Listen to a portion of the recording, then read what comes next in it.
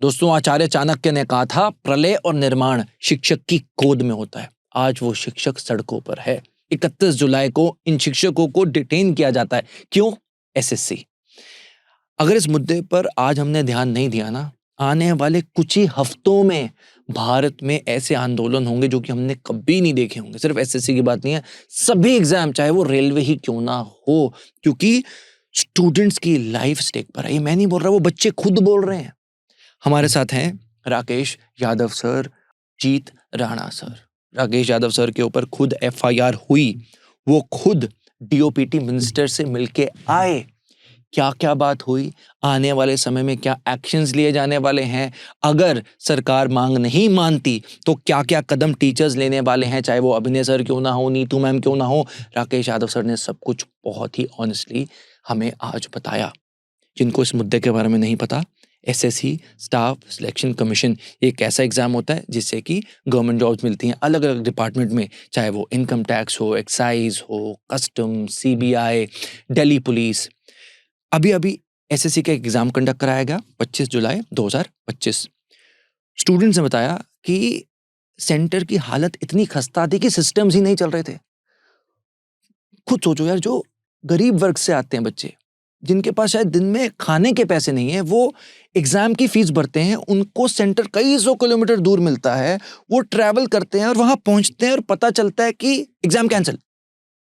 कुछ बच्चों को ऑन द स्पॉट बोला गया कि आपका एग्जाम का वेन्यू चेंज कर दिया गया। तो ऐसी बहुत सी प्रॉब्लम्स थी जो कि बच्चों ने फेस करी, जिसके बाद बहुत से टीचर्स ने प्रोटेस्ट किया, चाहे अभिनय सर हो, राकेश यादव सर हो, अजीत राणा सर हो, नीतू मैम हो, मिलकर प्रोटेस्ट हुआ। जिसके बाद 31 जुलाई को पुलिस ने डिटेन कर लिया, जिसके बाद मिनिस्ट्री से कॉल आता है राकेश यादव सर को और उनको बुलाया जाता है, जिसके बाद डीओपीटी मंत्री उनसे मिलते हैं। सभी मुद्दों के ऊपर हमने बात करी, एफआईआर में क्या हुआ, आने वाले समय में स्टूडेंट्स को क्या ध्यान रखना है।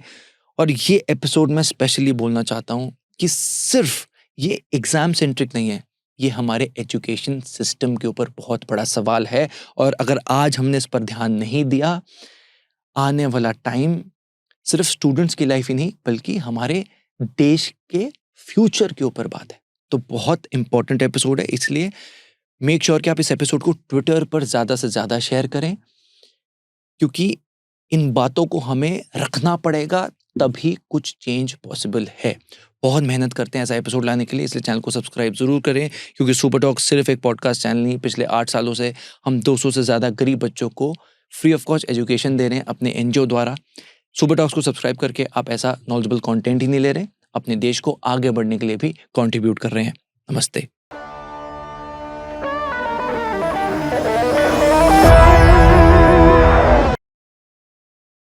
सर, अब जब पूरा प्रोटेस्ट चल रहा है तो एक बात बहुत अजीब लग रही है। अभिनय सर के ऊपर एफआईआर हो नहीं रही, वो सामने दिख रहे हैं, इंटरनेट पर वायरल भी हो रहे हैं, आप लोग भी साथ में हैं, आप लोगों के ऊपर एफआईआर हो रही है, आपके ऊपर धमकी भी दी जा रही है। ये सब कुछ आपके साथ क्यों हो रहा है? नहीं, अभिनय सर का भी एफआईआर में नाम है, बल्कि उसमें तो अच्छे तरीके से अभिनय सर के खिलाफ लिखा हुआ है कि ये इसको नेतृत्व कर रहे थे, ये बच्चों को भड़का रहे थे, ये इस पूरे मूवमेंट को लीड करने लग रहे थे। तो उनका बाकायदा नाम है, उनका पूरा जिक्र है। देखिए, टीचर्स में तो क्या है कि टीचर्स के सिर्फ एफआईआर में नाम लिखे हुए हैं, उनके ऊपर तो पूरी कहानी लिखी हुई है उस एफआईआर को अगर आप ध्यान से पढ़ेंगे। तो अभिनय सर का बढ़ चढ़ के उसमें नाम लिखा हुआ है। और अल्टीमेटली होता क्या है कि जब अन्ना हजारे जी ने आंदोलन किया था ना, तो अन्ना हजारे पे एफआईआर नहीं होनी थी, उनके सबऑर्डिनेट सब पे एफआईआर हुई है। लेकिन ये मतलब नहीं है कि उनके ऊपर कार्रवाई नहीं होगी, कार्रवाई सबसे ज्यादा उन्हीं पे होगी, झेलना उन्हीं को पड़ेगा। लेकिन इस बात का ये सेंस नहीं है कि उन पर एफआईआर नहीं हुई तो कोई और कारण है, नहीं, अच्छे से हुई है। एफआईआर में अगर आप ध्यान से देखेंगे तो पूरा एक पेज उनके ऊपर लिखा गया है, उनकी सारी चीज़ों को लेके लिखा गया। और एफआईआर तो बेसिकली एक पहला प्रोसेस है, इसके बाद धीरे धीरे धाराएं जुड़ती हैं, बहुत सारी वीडियो फुटेज आती है और सब कुछ। जैसे पीएस साहब हुए, जो पर्सनल सेक्रेटरी साहब थे, उनके बयान थे, उन्होंने जो बोला, मंत्री जी ने बोला, तो अभिनय सर के लिए उन्होंने बोला है। क्या बोला? कि हम जानते हैं कि आप लोग लीड करने लग रहे हैं इस चीज़ को, आप ये मत समझिए, मैंने आपकी वीडियो देखी है। लेकिन उनका भी कहना यही था कि आप जब तक एज ए टीचर प्रोटेस्ट करते रहेंगे, हम आप लोगों के खिलाफ नहीं है, हम आप लोगों की वैलिड जो डिमांड है उसको सुन भी रहे हैं, मान भी रहे हैं। जब तक आप सभ्य तरीके से चीज़ें रख रहे हैं, प्रोटेस्ट कर रहे हैं, हमें आपसे कोई दिक्कत नहीं है। और सच बात ये भी है कि अगर जितेंद्र सिंह जी के मन में कुछ और होता तो कौन मंत्री पार्लियामेंट के चलते, वो भी वाइस प्रेसिडेंट का इशू जिस समय इतना बड़ा हो रखा है, SIR का इशू इतना बड़ा हो रखा है, 1.5-2 घंटे आपको देगा, बैठेगा, सुनेगा। तो ऐसा नहीं है, उनको भी ये बात पता है कि मुद्दे जेन्युइन है। जब जितेंद्र सिंह जी के साथ मुद्दे डिस्कस हुए तो उनकी भी आंखें खुली रह गई। कितने ऐसे मुद्दे थे जो हमसे ज़्यादा अच्छे तरीके से उन्होंने SSC चेयरमैन से क्रॉस क्वेश्चन कर लिया। कितनी ऐसी जगह थी जहाँ पे आप मुझसे एक-एक सवाल करके बात करेंगे तो मैं वहाँ समझा पाऊँगा कि कितनी जगह उन्होंने हमारी बात को और हमसे भी ज़्यादा पुख्ता तरीके से उसको सपोर्ट करके चेयरमैन साहब के ऊपर रखा। ऐसे ही थोड़ी मील के ऊपर उन्होंने कह दिया कि आपको एक्नॉलेजमेंट हर एक बच्चे को साथ-साथ देना पड़ेगा और एक टाइमलाइन आपको उसी मील पे देना पड़ेगा कि हम 2 दिन में आपकी बात का जवाब दे देंगे या 6 दिन में आपकी बात का जवाब दे देंगे। तो ऐसा नहीं है। और अभिनय सर जितना झेल रहे हैं, मुझे नहीं लगता कि कोई और झेल भी रहा होगा। देखिए, जो किसी भी अभियान को लीड करता है, उसको सच मायने में पता रहता है कि उसके पैरों में कितने छाले हैं। लेकिन दिक्कत ये होती है कि अगर वो अपने पैरों के छाले दिखाने लग गया, तो उसके बाकी जो हम जैसे सिपाही हैं, वो तो घबरा ही जाएँगे। और आप ये देखिए, FIR में पूरा उन्हीं के बारे में लिखा हुआ है। हमारे ऊपर FIR सिर्फ़ इस चीज़ की है कि हम उस वक़्त धारा 144 या जो भी इनकी लीगल लैंग्वेज है, उसमें हम उस वक़्त थे। उस FIR में पूरा अभिनय सर का लिखा हुआ है कि इन्होंने बच्चों को मोटिवेट किया, इन्होंने टीचर्स को मोटिवेट किया, ये मुख्य कर्ता-धर्ता है इस पूरे काम के। तो वो तो मेन कल्प्रिट शो है उस चीज़ में। पर सर ये धाराएं किस आधार पर लगाई गई? देखिए, बेसिकली क्या है कि पार्लियामेंट चल रहा था और वहाँ पे 4 लोगों से ज़्यादा लोग इकट्ठे होने की परमिशन नहीं है, ठीक है? हम 30-40 टीचर के आसपास टीचर थे, तो हमारी मांग भी यही थी कि हम 4 लोग DOPT मंत्री से मिलना चाह रहे हैं। और ये डेट कौन सी थी? 31 जुलाई थी। 31 जुलाई की। और हमने ये चीज़ करीबन अभिनय सर ने 26-27 जुलाई को ये चीज़ें अनाउंस कर दी थी कि हम ऐसे-ऐसे 31 जुलाई को DOPT मंत्रालय पे जाने वाले हैं और 4 लोग हम मिलेंगे। तो जहाँ पार्लियामेंट उससे काफ़ी दूर, बल्कि गुरुद्वारा रकाबगंज जहाँ एरिया है, वहीं पे इन लोगों ने हमें डिटेन कर लिया था और वहीं पे हमसे ये बोला गया था कि ठीक है, हम आपकी 4 लोगों की मुलाकात करवाते हैं। और इसी बीच ये 15 से 20 सेकंड का टाइम लगा जब इन्होंने कहा कि हाँ, वो मर्द वाला आपने बयान सुना होगा सोशल मीडिया पे कि मर्द होते तो वर्दी पहनते। तो उसके बावजूद किसी टीचर ने, अभिनय सर की आपने वीडियो देखी होगी, हँसते हुए उस बात का जवाब दिया कि वो गुस्से में थे, हाँ, और इग्नोर जबकि करने वाली बात हाँ, है। और अभिनय सर ने उसको सिंपली इग्नोर किया। बाकी टीचर्स कह रहे थे कि आप गलत बोलने लग रहे हो, लेकिन हमने भी उन साहब के प्रति कोई गलत वो इच्छा नहीं जाहिर की, क्योंकि गुस्से में और जब ऐसी बातें होती हैं तो 1-2 बातें क्रॉस होती हैं और हम लोग टीचर हैं, इतनी हमें भी समझ है कि हर बात को दिल पे लेंगे तो वज़न बढ़ता चला जाएगा दिमाग पे और कुछ नहीं। तो उसमें फिर ये हुआ कि 15 से 20 सेकंड में ये हुआ कि ठीक है, हम अपने साहब को बुला रहे हैं और आप लोगों की मुलाकात करवाते हैं। 4 लोग, लेकिन बाकी लोग आगे मत जाइए, यहीं रुकिए। सभी लोग वहाँ रुके। लेकिन उसी 15 से 20 सेकंड में एकदम से एक बहुत तेज़ टेम्पेड आया पुलिस का और बहुत तेज़ी से पुलिस आई और उसने जो जहाँ मिला, आपने वीडियो देखी, पुलिस वालों ने मारा-पीटा भी, बच्चों को भी पीटा, टीचर्स को भी पीटा। मैं वहीं खड़ा था क्योंकि मेरी हाइट ज़्यादा थी, तो मेरे को सबसे पहले झप लिया गया और मैं आगे था उस समय माइक पे भी, जब बातचीत हो रही थी। तो उसके बाद हम सबको, जो भी पुलिस का व्यवहार होता है, देखिए उनका भी काम है उस समय पे भीड़ को कंट्रोल करना।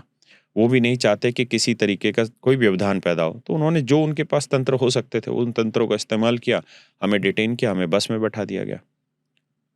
बस ये उस दिन की पर कहानी सर हुई। कुछ ऐसी वीडियोस भी थी जहाँ पर ऐसे टीचर्स कह रहे थे कि हाथ भी टूट गए, हाथ में लाठी मारी देखिए, गई। पुलिस वालों के हाथों में और टीचर के हाथों में तो फ़र्क होगा ही।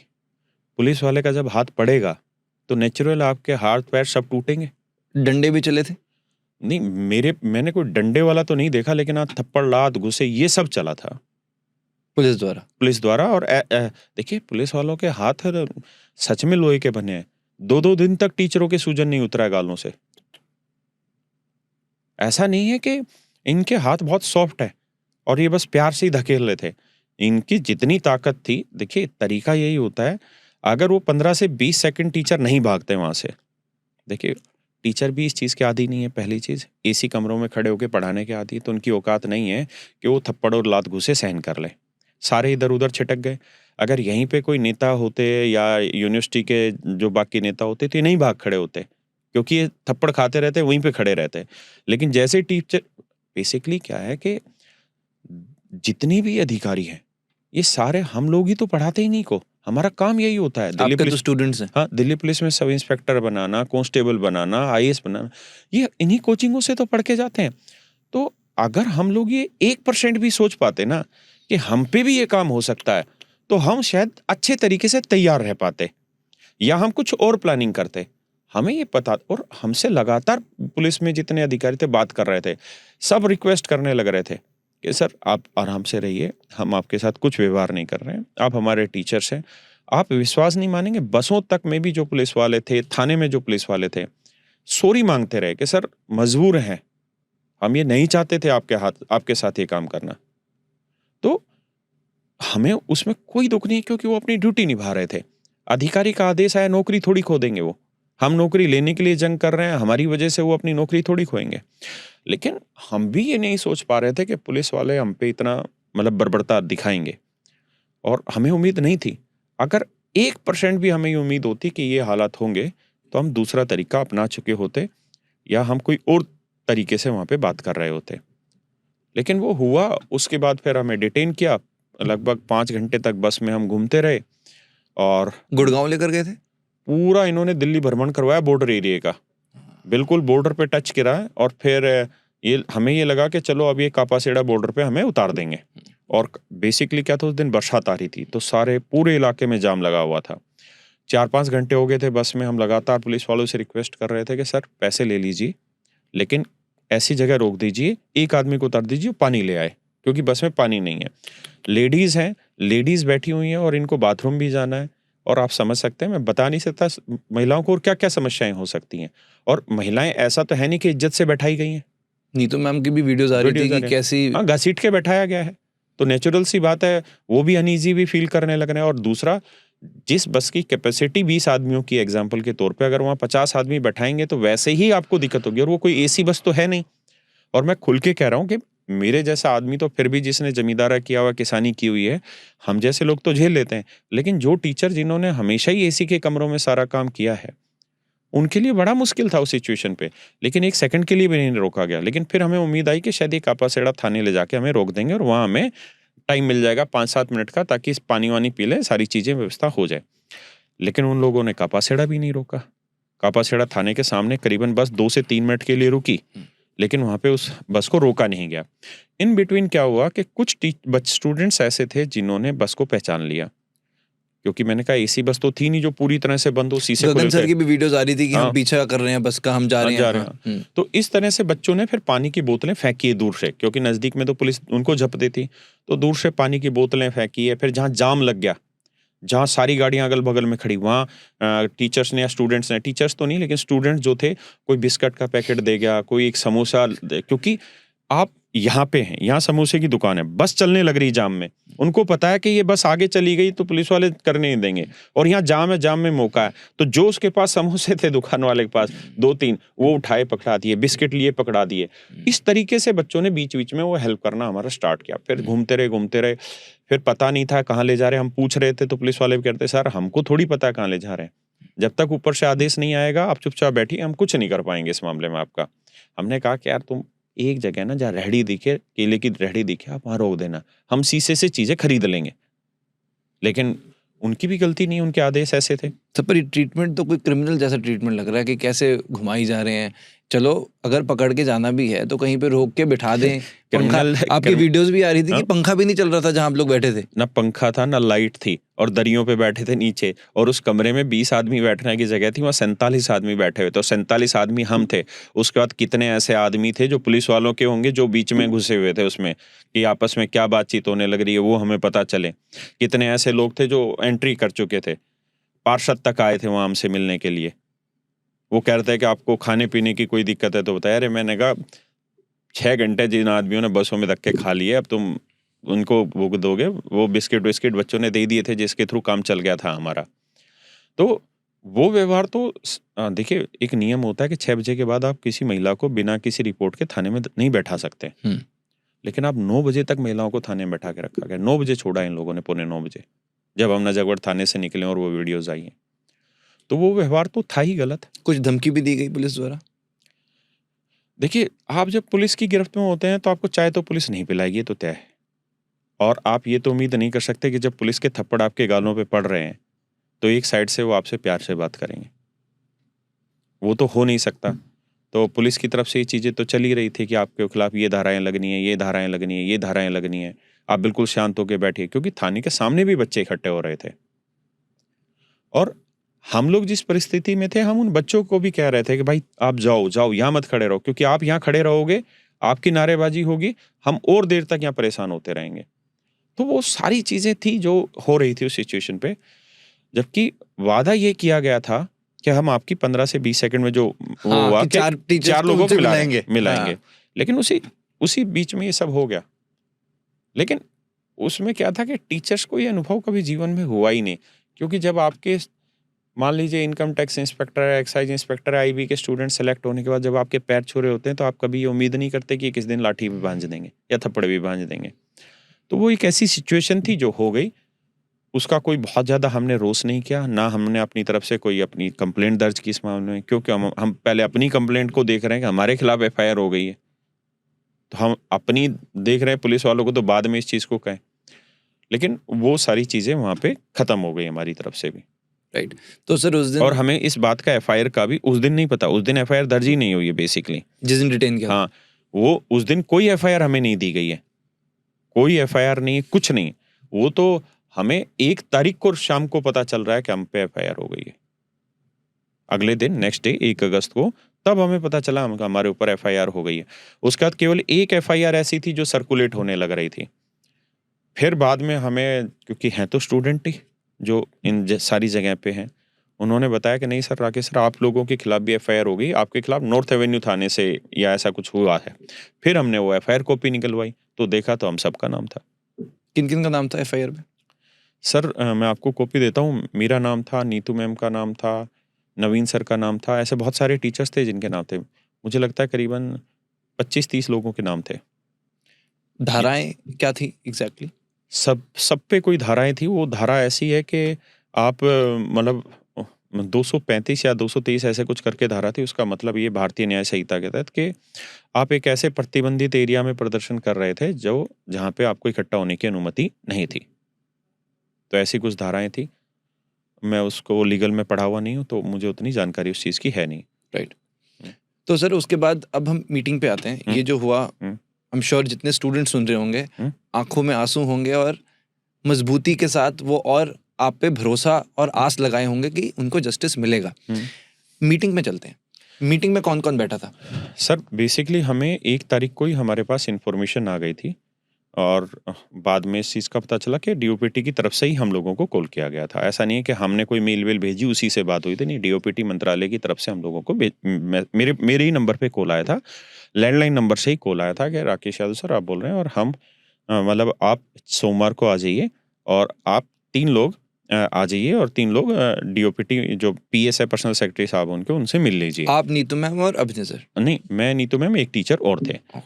उस बेसिकली अभिनय सर को लेना नहीं चाह रहे थे वो लोग। उसके बाद मैंने कॉल किया कि नहीं सर, अभिनय सर को शामिल कर दीजिए, तो उन्होंने कहा कि नहीं, इनको रहने दीजिए। तो लेकिन काफ़ी देर रिक्वेस्ट करने के बाद वो लोग मान गए कि ठीक है, आप अभिनय सर को लेके आ जाइए। ऐसा क्यों था आपके हिसाब से, क्यों नहीं बुलाना चाह रहे थे उनको?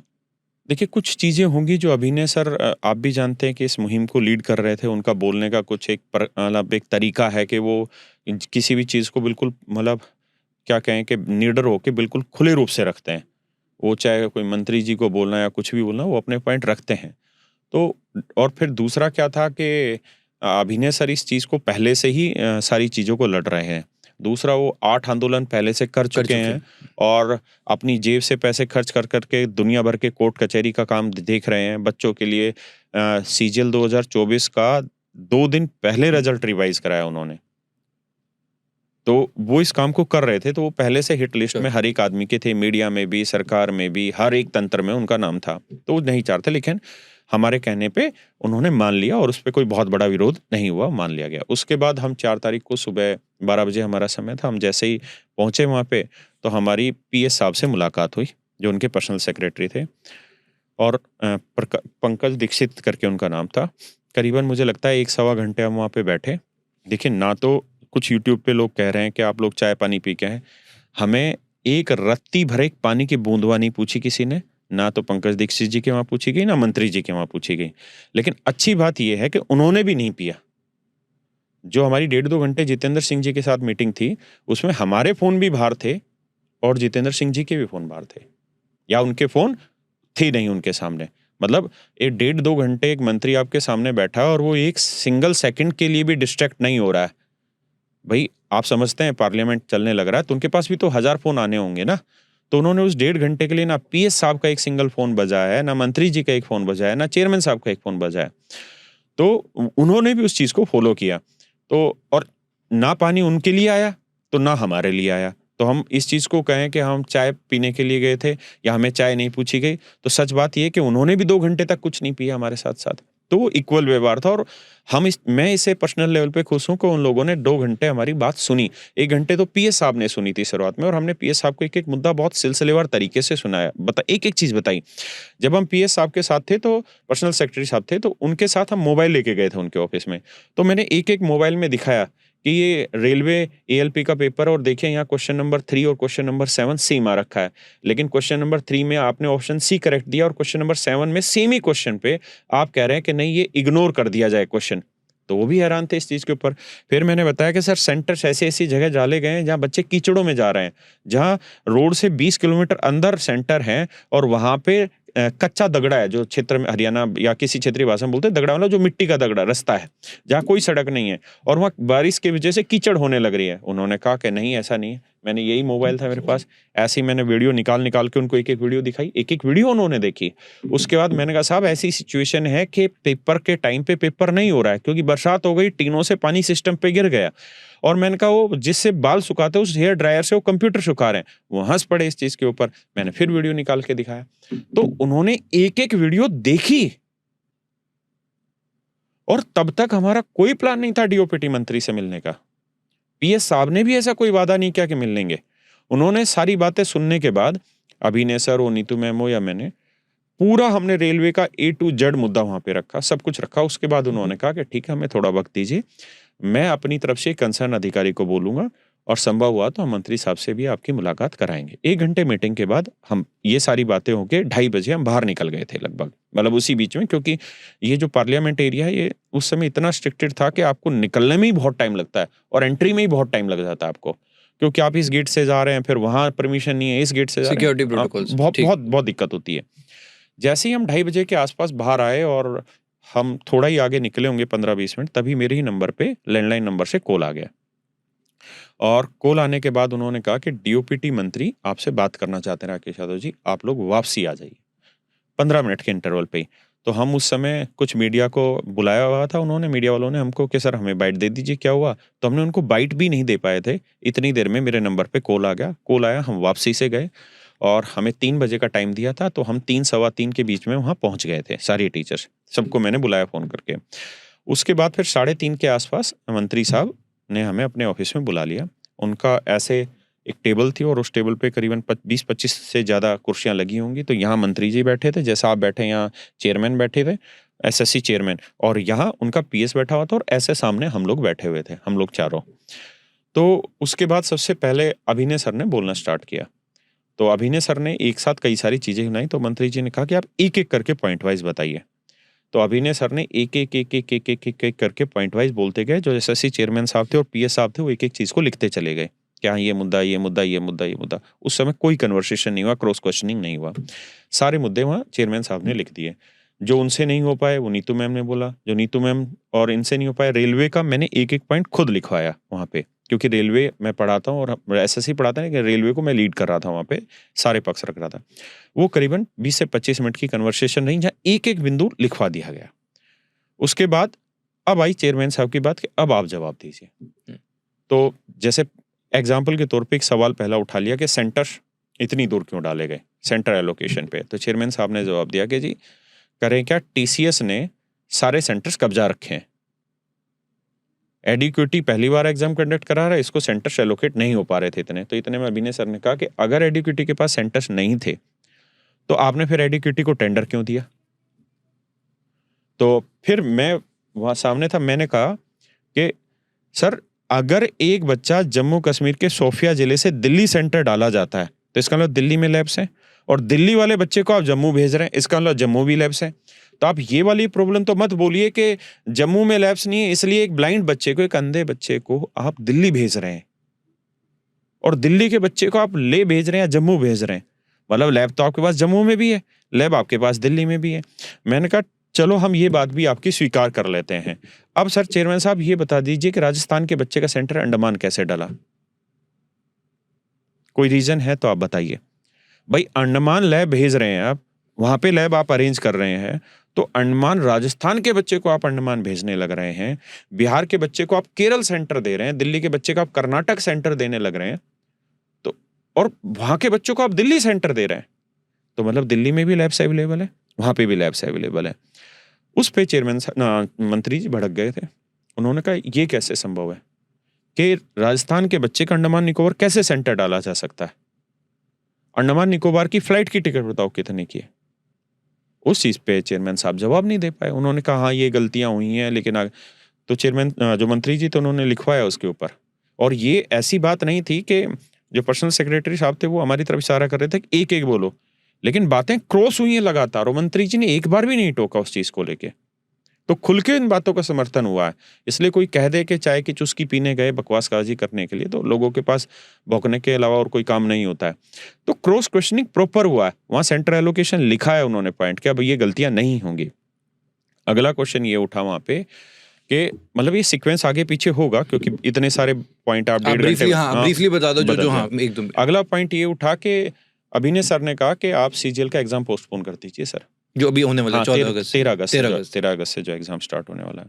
तो इस पे मंत्री जी ने जवाब अभिनय सर को उल्टा दिया कि आप ही ये मत बताइए कि एग्जाम पोस्टपोन कर दीजिए, वो इनका काम है, आप बताइए चेयरमैन साहब। तो चेयरमैन साहब ने कहा जी हम एग्जाम कराएंगे, हमारी सारी व्यवस्थाएं हैं, एग्जाम हम कराएंगे और 13 अगस्त से हम कैंसिल नहीं करेंगे। तब मैंने कहा कि चेयरमैन साहब आपने खुद ने मीडिया में ये बाइट दी है कि भाई 53,000 बच्चे ऐसे हैं जो इम्पैक्ट हुआ है सिलेक्शन फेज 13 की पोस्टों पे। तो मैंने कहा साहब ये बताइए कितने बच्चों ने पेपर दिया? तो उन्होंने कहा हाँ 5 लाख के आसपास बच्चों ने पेपर दिया। मैंने कहा मंत्री जी आप ये बताइए 5 लाख बच्चों ने पेपर दिया और 53,000 को ये स्वीकार करने लग रहे हैं कि 53,000 बच्चों को प्रॉब्लम हुई है। तो अगर 5 लाख में 53,000 बच्चों को प्रॉब्लम हुई है तो सीजीएल में 28 लाख बच्चा बैठेगा। और आप ये बता दीजिए कि आपके पास कौन कौन सी प्रॉब्लम्स है। चेयरमैन साहब सिर्फ ये बता दीजिए, आपने मीडिया में जो बाइट दी कि 53,000 बच्चे, तो आपके और आपने कहा कि हाँ कुछ प्रॉब्लम्स हुई हैं, तो मैंने कहा कौन कौन सी आपको पता है प्रॉब्लम हुई है? तो मंत्री जी नेता आदमी, उसको पता है इतनी चीजें कि तीर बिल्कुल निशाने पे जा रखा है। फिर मंत्री जी ने कहा कि बताइए प्रॉब्लम्स क्या है? तो उन्होंने कहा जी 53,000 बच्चों का हुआ, कुछ सेंटर्स पे गड़बड़ियां हुई। मैंने कहा चेयरमैन साहब सिर्फ ये बता दीजिए अब कि किन किन सेंटर्स पे गड़बड़ियां हुई और उन पे क्या अब सीजीएल का सेंटर डलेगा? कोई जवाब है ही नहीं। उन्होंने अभी कोई भी एक्शन। फिर चेयरमैन साहब नाराज होकर बोलते हैं कि मैं आप लोगों को जवाब क्यों दूं? आप कौन होते हैं? आप मेरे स्टेक होल्डर थोड़ी हैं, मेरे स्टेक होल्डर बच्चे। मैंने कहा जी बिल्कुल ठीक है, हम आपके स्टेक होल्डर नहीं है, आप बच्चों को जवाब दे दो। अब आप ये बता दो पिछले 1 महीने में आपके पास कितनी मेल हुई और आपने कितना का जवाब दे दिया? तो चेयरमैन साहब ने अभिनय सर की ओर इशारा करते हुए कहा कि इन्होंने ऐसी हालत कर रखी कि एक दिन में 5-5 हजार मेल आती, कैसे जवाब दे? मैंने कहा साहब, मंत्री जी को मैंने कहा साहब आप बताओ साहब, ये मेल का जवाब नहीं दे, हम सवाल पूछे तो कहें कि आप स्टेक होल्डर नहीं है मेरे, मैं आपको जवाब नहीं दूंगा। अब आप ये बताइए कि जो बाकी प्रॉब्लम्स है, इन्होंने जो प्रॉब्लम मानी है वो तो वो मानी है जो बहुत बड़े लेवल पे हाईलाइट होगी सोशल मीडिया पे। भाई सेंटर्स पे 200 बच्चों का एग्जाम चल रहा है, आपने वो बाउंसर्स रखे हुए हैं, वहां अगर 200 के 200 को प्रॉब्लम आई, उसी सिचुएशन में तो वो भीड़ इकट्ठा हुई और उन्होंने वीडियो बनाई है मोबाइल निकाल के। भाई 200 बच्चों को आप कंट्रोल नहीं कर पाए क्योंकि प्रॉब्लम 200 के साथ हुई, लेकिन जिन सेंटर्स में मान लीजिए 100 बच्चे टेस्ट दे रहे और उसमें 20 को प्रॉब्लम आई, तो उन 20 की तो औकात ही नहीं वीडियो बनाते वहां पे, क्योंकि 100 सपोर्ट में थोड़ी है। तो यानी बाहर वो बच्चे थे ही ऑलरेडी, तो उन्होंने वीडियो बनाई, तो सर ये अंदर की वीडियो बनाई हुई है क्योंकि वो क्योंकि सबका पेपर खराब हो गया, राइट। तो उसमें चेयरमैन मंत्री जी ने कहा कि राकेश जी अगर आप इन्होंने 53,000 प्रॉब्लम बताई, अगर आपके पास 53,000 एक भी प्रॉब्लम है तो वो एक भी प्रॉब्लम मानी जाएगी और काउंट होगी, आप भेजिए। मैंने कहा सब आप ये बताओ कि हम इन्हें भेजे कैसे? हम तो ये कह ही रहे हैं कि मैं इनका स्टेक होल्डर नहीं हूं, मैं इनसे बात नहीं करूंगा। इन्होंने मेरा नंबर इधर उधर कर दिया, मेरी मेल इधर उधर कर दी है, तो मैं इनसे बात नहीं करूंगा। तो मैंने कहा मंत्री जी आप बताओ किससे बात करें? या तो कोई एक तरीका दे दीजिए जिनसे हम जाके मिल लें। जो बात है हम आगे रखें कहाँ? रखेंगे। मीटिंग के बाद क्या होगा? फिर मंत्री जी इस बात को समझ गए, वैलिड पॉइंट। उन्होंने कहा कि ऐसा करिए कि ग्रीवेंस सेल होना चाहिए। मैंने उसी समय उदाहरण दिया कि सर रघुपति सर थे एसएससी चेयरमैन 2013 में, और वो इकलौते ऐसे चेयरमैन थे जिन्होंने एक एक सिंगल बच्चे को भी आंसर किया है फेसबुक पे, एक एक सिंगल बच्चे को, मेल पे एक एक सिंगल बच्चे को। उस समय पे जब वो रघुपति सर थे तो कोई आंदोलन खड़ा नहीं हो पाया था। कौन सा ईयर था इनका? ये सर मुझे एग्जैक्ट याद नहीं, लेकिन होगा जो 2013 का आंदोलन था, उसके बाद रघुपति सर आए थे शायद। तो एक सिंगल आंदोलन नहीं हुआ था। उस समय टीचर्स की पूछ खत्म हो गई थी, क्योंकि अगर बच्चे को ये पूछना है ना कि सर इस बार पेपर कब होगा, तो टीचर से नहीं पूछता था, रघुपति सर को डायरेक्ट फेसबुक पे मैसेज, जो उनकी रिप्लाई होता था उस पर कमेंट डालता था, और एक एक बच्चे को वो कमेंट करते थे। तो ऑटोमेटिकली बच्चों के सारे डाउट वहां खत्म हो गए थे। वो इकलौता चेयरमैन ऐसा था जो बच्चों के बीच में हीरो के रूप में फेमस हुआ, क्योंकि बच्चों ने अगर एक सवाल पूछा ना तो जवाब मिला है। और ये नहीं कि 2 दिन बाद जवाब मिल रहा है, संडे तक भी उन्होंने रिप्लाई किए हैं इस चीजों के। तो अब क्या करें जी? तो फिर चेयरमैन साहब ने ना, मंत्री जी ने कहा कि ऐसा ही बात नहीं बनेगी। आप जैसे ही किसी बच्चे का मेल आता है, सबसे पहले आप उसको एक्नॉलेजमेंट देंगे कि आपका मेल हमें रिसीव हो गया और आपकी शिकायत के बारे में हमने पता कर लिया। अब एक्नॉलेजमेंट के साथ साथ आप उसको एक टाइमलाइन देंगे। फिर टाइमलाइन में बहस चलती रही कि 2 दिन दे दीजिए, 3 दिन दे दीजिए। उसमें मंत्री जी ने कहा कि नहीं, प्रॉब्लम के हिसाब से टाइमलाइन दिया जाए। अगर किसी की प्रॉब्लम ऐसी है जिसके बारे में आप 5 दिन बाद बता सकते हैं, तो लेकिन उसी समय एक्नॉलेजमेंट में आप टाइम दीजिए। एक्नॉलेज अभी कर दो, अर्जेंसी के हिसाब से हम रिप्लाई कर देंगे। हाँ, नहीं, टाइम भी दीजिए, टाइम बाउंड करिए कि हम 7 डेज में आपको रिप्लाई करेंगे, 2 डेज में रिप्लाई करेंगे। फिर तो उस पे लिखवा दिया गया वो पॉइंट। उसके बाद रेलवे ग्रुप डी का मुद्दा आया। राइट सर, रेलवे पे सॉरी मैं इंटरप्ट कर रहा हूँ, रेलवे पे जाने से पहले जो सीजीएल एग्जाम था, अब वो पोस्टपोन हो रहा है या नहीं हो रहा? देखिए, जो एसएससी चेयरमैन का व्यवहार था, जिस हिसाब से वो अकड़ के और सख्त रूप से कह रहे थे कि नहीं हम सीजीएल करवाएंगे, उस हिसाब से मुझे लगता है कि सीजीएल एग्जाम होगा। लेकिन जब ये 5 लाख बच्चों में 53,000 बच्चे खुद मुंह से स्वीकार गए कि इनकी गड़बड़ हो गई, तो ये लिखित रूप से आप मान लीजिए कि सीजीएल का एग्जाम कंडक्ट कराने की स्थिति में नहीं है। कारण क्या है कि 7 अगस्त से रेलवे का NTPC under graduate level exam start हो रहा है, जिसमें 65 लाख बच्चे अपीयर हो रहे हैं, और 7 अगस्त से वो चल रहा है। टीसीएस ने सारी लैब्स ऑलरेडी कब्जा रखी हैं, क्योंकि उसको एग्जाम जो है रेलवे का टीसीएस करा रहा है। तो वहां 65 लाख बच्चे हैं, इनके पास 28 लाख बच्चे हैं, तो इनको सेंटर्स है ही नहीं इनके पास। और अगर सेंटर्स नहीं तो एग्जाम कहां से कंडक्ट करा लेंगे? और अभिनय सर पूरे दिन इसी चीज में अब लगे हुए हैं। उनका पहला मोटिव ये है, जो मेरी भी उनसे बात हो रही थी जितेंद्र सिंह जी से, कि सर हमें कोई दिक्कत नहीं है, आप 2 महीने लेट एग्जाम कराओ, आप देर आओ चलेगा, लेकिन दुरुस्त आ जाओ बस किसी तरीके से। अब जब आप एग्जाम कंडक्ट कराएं तो उसमें गलतियां नहीं आनी चाहिए। आप कितना देर करनी कर लीजिए, बच्चा उतना करने को तैयार है। तो 100% ये है सर कि ये एग्जाम कैंसिल होगा, क्योंकि इनके बस की नहीं है ये सिचुएशन। आज स्टेनो का पेपर स्टार्ट हो रहा है, उसमें 3,51,000 बच्चे बैठ रहे हैं। आज और कल 2 दिन पेपर है, ये औकात सामने खुल के आ जाएगी। हाँ, अगर कोई रजनीकांत टाइप सुधार कर दिया गया हो कि यूं खटाखट करके सारी लैब्स नहीं बन गई हो रातों रात और सारी व्यवस्थाएं दुरुस्त कर दी गई हो, तो हम कह नहीं सकते। पर सर प्रैक्टिकल लिया ना, अब जैसे आप बता रहे हो कि सेंटर ही नहीं है, पूरे का पूरे 28 लाख बच्चों के लिए आप सेंटर कैसे, मतलब ये कोई प्रैक्टिकल? और रेलवे 65 लाख के लिए पहले बुक कर चुका है। तो कैसे पॉसिबल ही नहीं है वो चीज? पॉसिबल नहीं है। तो इस वजह से ये है कि देखिए, मैं 2 वर्जन आपके सामने पेश कर रहा हूँ। प्रैक्टिकली एग्जाम कराना 100% पॉसिबल नहीं है, लेकिन चेयरमैन साहब जिस तरीके से रुख दे रहे थे और बार बार स्टैंड ले रहे थे इस चीज का होगा कि एग्जाम होगा, उसी बात पे अभिनय सर ने भी क्रॉस क्वेश्चनिंग की। तो उसमें मंत्री जी ने अभिनय सर को कहा कि सर ये आपका राइट नहीं है, आप नहीं बताएंगे कि एग्जाम होगा या नहीं होगा, आप अपने मुद्दों पे स्थिर रहिए। आप ये मत समझाइए आयोग को कि एग्जाम होगा या नहीं होगा, ये आयोग का। अगर एक भी गलती दिखाई दे तो आप बोलिए, लेकिन आप ये आदेश मत दीजिए कि एग्जाम मत कराइए। वहां पे खूब तीखी बहस हुई है। हमने कहा साहब, हम ये नहीं कह रहे कि आपको एग्जाम कैंसिल करिए, हम ये कह रहे हैं एग्जाम कंडक्ट कराइए, लेकिन आप प्रैक्टिकली बता दीजिए कि एग्जाम कंडक्ट करा लेंगे। और चेयरमैन साहब आप ये बताइए, जिन जिन सेंटर्स में दिक्कत हुई है उन सेंटर्स का आगे आपने क्या किया? कोई जवाब थोड़ी उस चीज पे, क्योंकि वो 400 सेंटर्स पे अगर ये ब्लैकलिस्ट कर दें तो इनसे स्टेनो का एग्जाम ना हो। जिन 400 सेंटर्स पे कुल मिला के गड़बड़ी बताई जा रही है, अगर उनको ब्लैकलिस्ट कर दे तो ये 3,51,000 का स्टेनो का एग्जाम ना लिया जाए इनसे। सीजीएल तो 28 लाख बच्चों ने देना है, 27,78,000 बच्चों ने देना है, मजाक थोड़े है। मैंने कहा आप लोग पहले से कोई प्लान करते नहीं है। टीसीएस हो या एडिक्विटी हो, क्योंकि हम पे बार बार वहां एक ही आरोप लग रहा था जब हम कह रहे थे कि आप एग्जाम कैंसिल कर दीजिए, तो कह रहे थे आप टीसीएस के स्पोक्स पर्सन की तरह बात मत करिए। तो हमने कहा कि सर अगर हम टीसीएस के स्पोक्स पर्सन होते तो रेलवे पे तो मैं इकलौता बोल रहा हूं और एक एक धज्जियां उड़ा के रख रहे हैं हम रेलवे इसकी, तो टीसीएस की, कि टीसीएस ने क्या बुरा हाल किया है। सर 15 दिन पहले बताते हैं कि एग्जाम है, आप 2 साल से नहीं बता रहे हैं। आपने फॉर्म भरवा लिया, जैसे मान लीजिए 1 जनवरी 2024 का एग्जाम्पल के तौर पे फॉर्म भरवा लिया एनटीपीसी अंडर ग्रेजुएट का एग्जाम्पल के तौर पे। आपने कहा जी इसका एग्जाम होगा, आप इसके एग्जाम के बारे में 1.5 साल से कुछ अता पता बता ही नहीं रहे कब होगा। और एट रैंडम जब हम ट्विटर पे मैं ट्रेंड कराता हूं और 25-25, 30-30 लाख ट्वीट हो जाते हैं, तब आप चुपके से 1 सेकंड में एक नोटिस निकालते हैं कि अगले 20 दिन में एनटीपीसी अंडर ग्रेजुएट का एग्जाम होने जा रहा है। अब उसमें दिक्कत क्या हुई कि देखिए बच्चा वही है, अब उस बच्चे को सीजीएल का भी एग्जाम देना है, उसी बच्चे को एनटीपीसी अंडर ग्रेजुएट का भी एग्जाम देना है, दोनों एग्जाम क्लैश हो गए वहां पे, और लैब्स आपके पास ऑलरेडी नहीं है। तो हम तो टीसीएस को बराबर दो रहे हैं। हमारी ये देखिए, कुछ बच्चे ऐसे हो सकते हैं जिन्होंने ये, या कुछ टीचर्स ऐसे हो सकते हैं जिन्होंने ना समझी में ये मुहिम चला दी कि टीसीएस वापस लाओ। मेरी तरफ से, अभिनय सर की तरफ से कभी मुहिम नहीं है, अभिनय सर इस चीज को लीड कर रहे हैं कि टीसीएस लाओ, हमारी ये डिमांड है ही नहीं। हम आपको क्यों बताएं किसको लाओ किसको नहीं, ये काम तो आपका है कि एग्जाम कैसे कंडक्ट कराओ। आज से पहले क्या किसी ने ये पता किया था, या आपने भी जब कॉम्पिटिटिव एग्जाम दिया क्या आपको पता था कि कौन एग्जाम बैक एंड पे करा रहा? आप तो आयोग को जानते थे, या तो यूपीएससी कंडक्ट कराएगा या एसएससी कंडक्ट कराएगा, जो संस्थाएं वो कंडक्ट कराएगी। आपको क्या मतलब कि किसको टेंडर दिया हुआ है?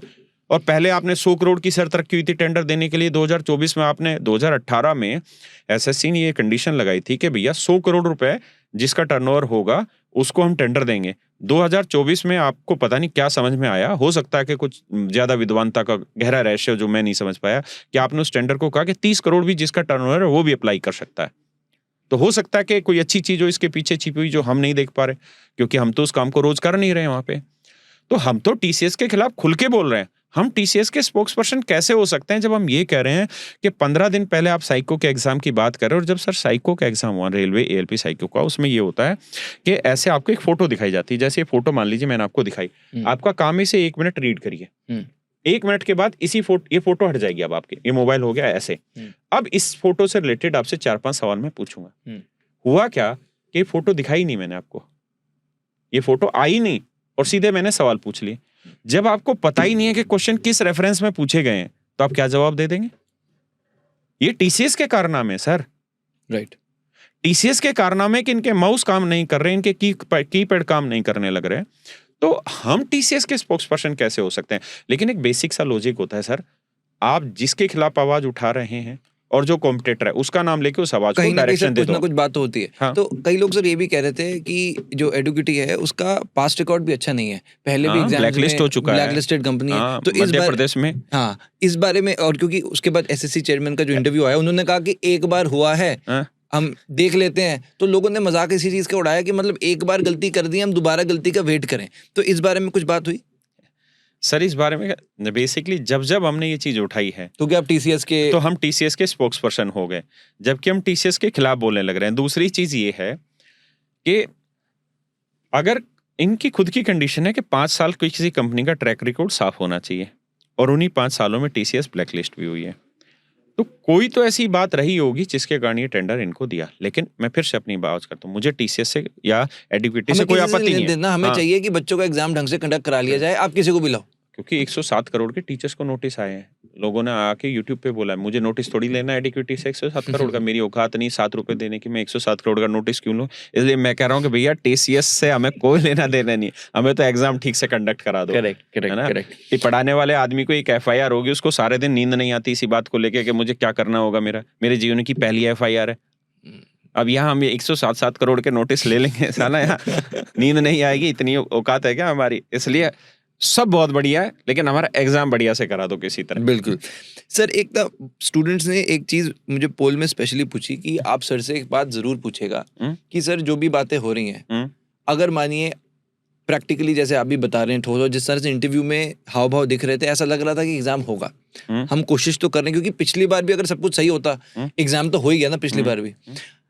स्टूडेंट्स अब ये पूछ रहे हैं कि सर अगर फिर से एग्जाम होता है और इस बार ये जो एसएससी सीजीएल का एग्जाम होना है ये हो गया, और फिर से बच्चों के साथ वैसा ही हुआ जो अभी हुआ है, फिर टीचर्स क्या करेंगे? मैं आपको एक अंदर की बात बताता हूँ। जब ये मीटिंग ओवर होके देखिए, जो डीओपीटी मंत्रालय है, उसमें एक सिंगल स्टूडेंट ऐसा नहीं है जो हमें नहीं जानता हो। जो चाहे वो सेक्शन ऑफिसर हो या एएस हो, कोई भी हो, सब जानते हैं। जब हम बाहर निकले तो सब कहते हैं चेयरमैन साहब के साथ क्या हुआ, मुंह क्यों लटका हुआ है इनका। आप समझ सकते हैं बिना कहे मेरी चीज़ों का अर्थ। अगर एक भी गड़बड़ी हो गई ना, तो चेयरमैन साहब को ना उस पोजीशन पे बने रहना भारी हो जाएगा। इसीलिए कह रहे हैं कि एग्जाम पोस्टपोन कराएंगे ये लोग। उन्होंने कह तो दिया वहां पे कि नहीं, उन्होंने तो बिल्कुल बहुत ठोस तरीके से कहा है।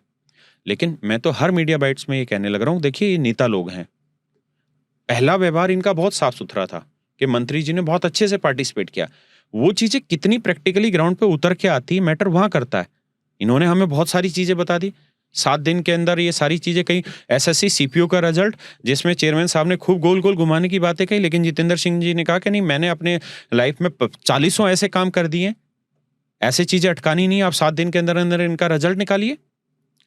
और चेयरमैन साहब ने लिखा अपनी डायरी में कि हाँ 7 दिन के अंदर रिजल्ट निकाले, उन्होंने हाँ भर ली।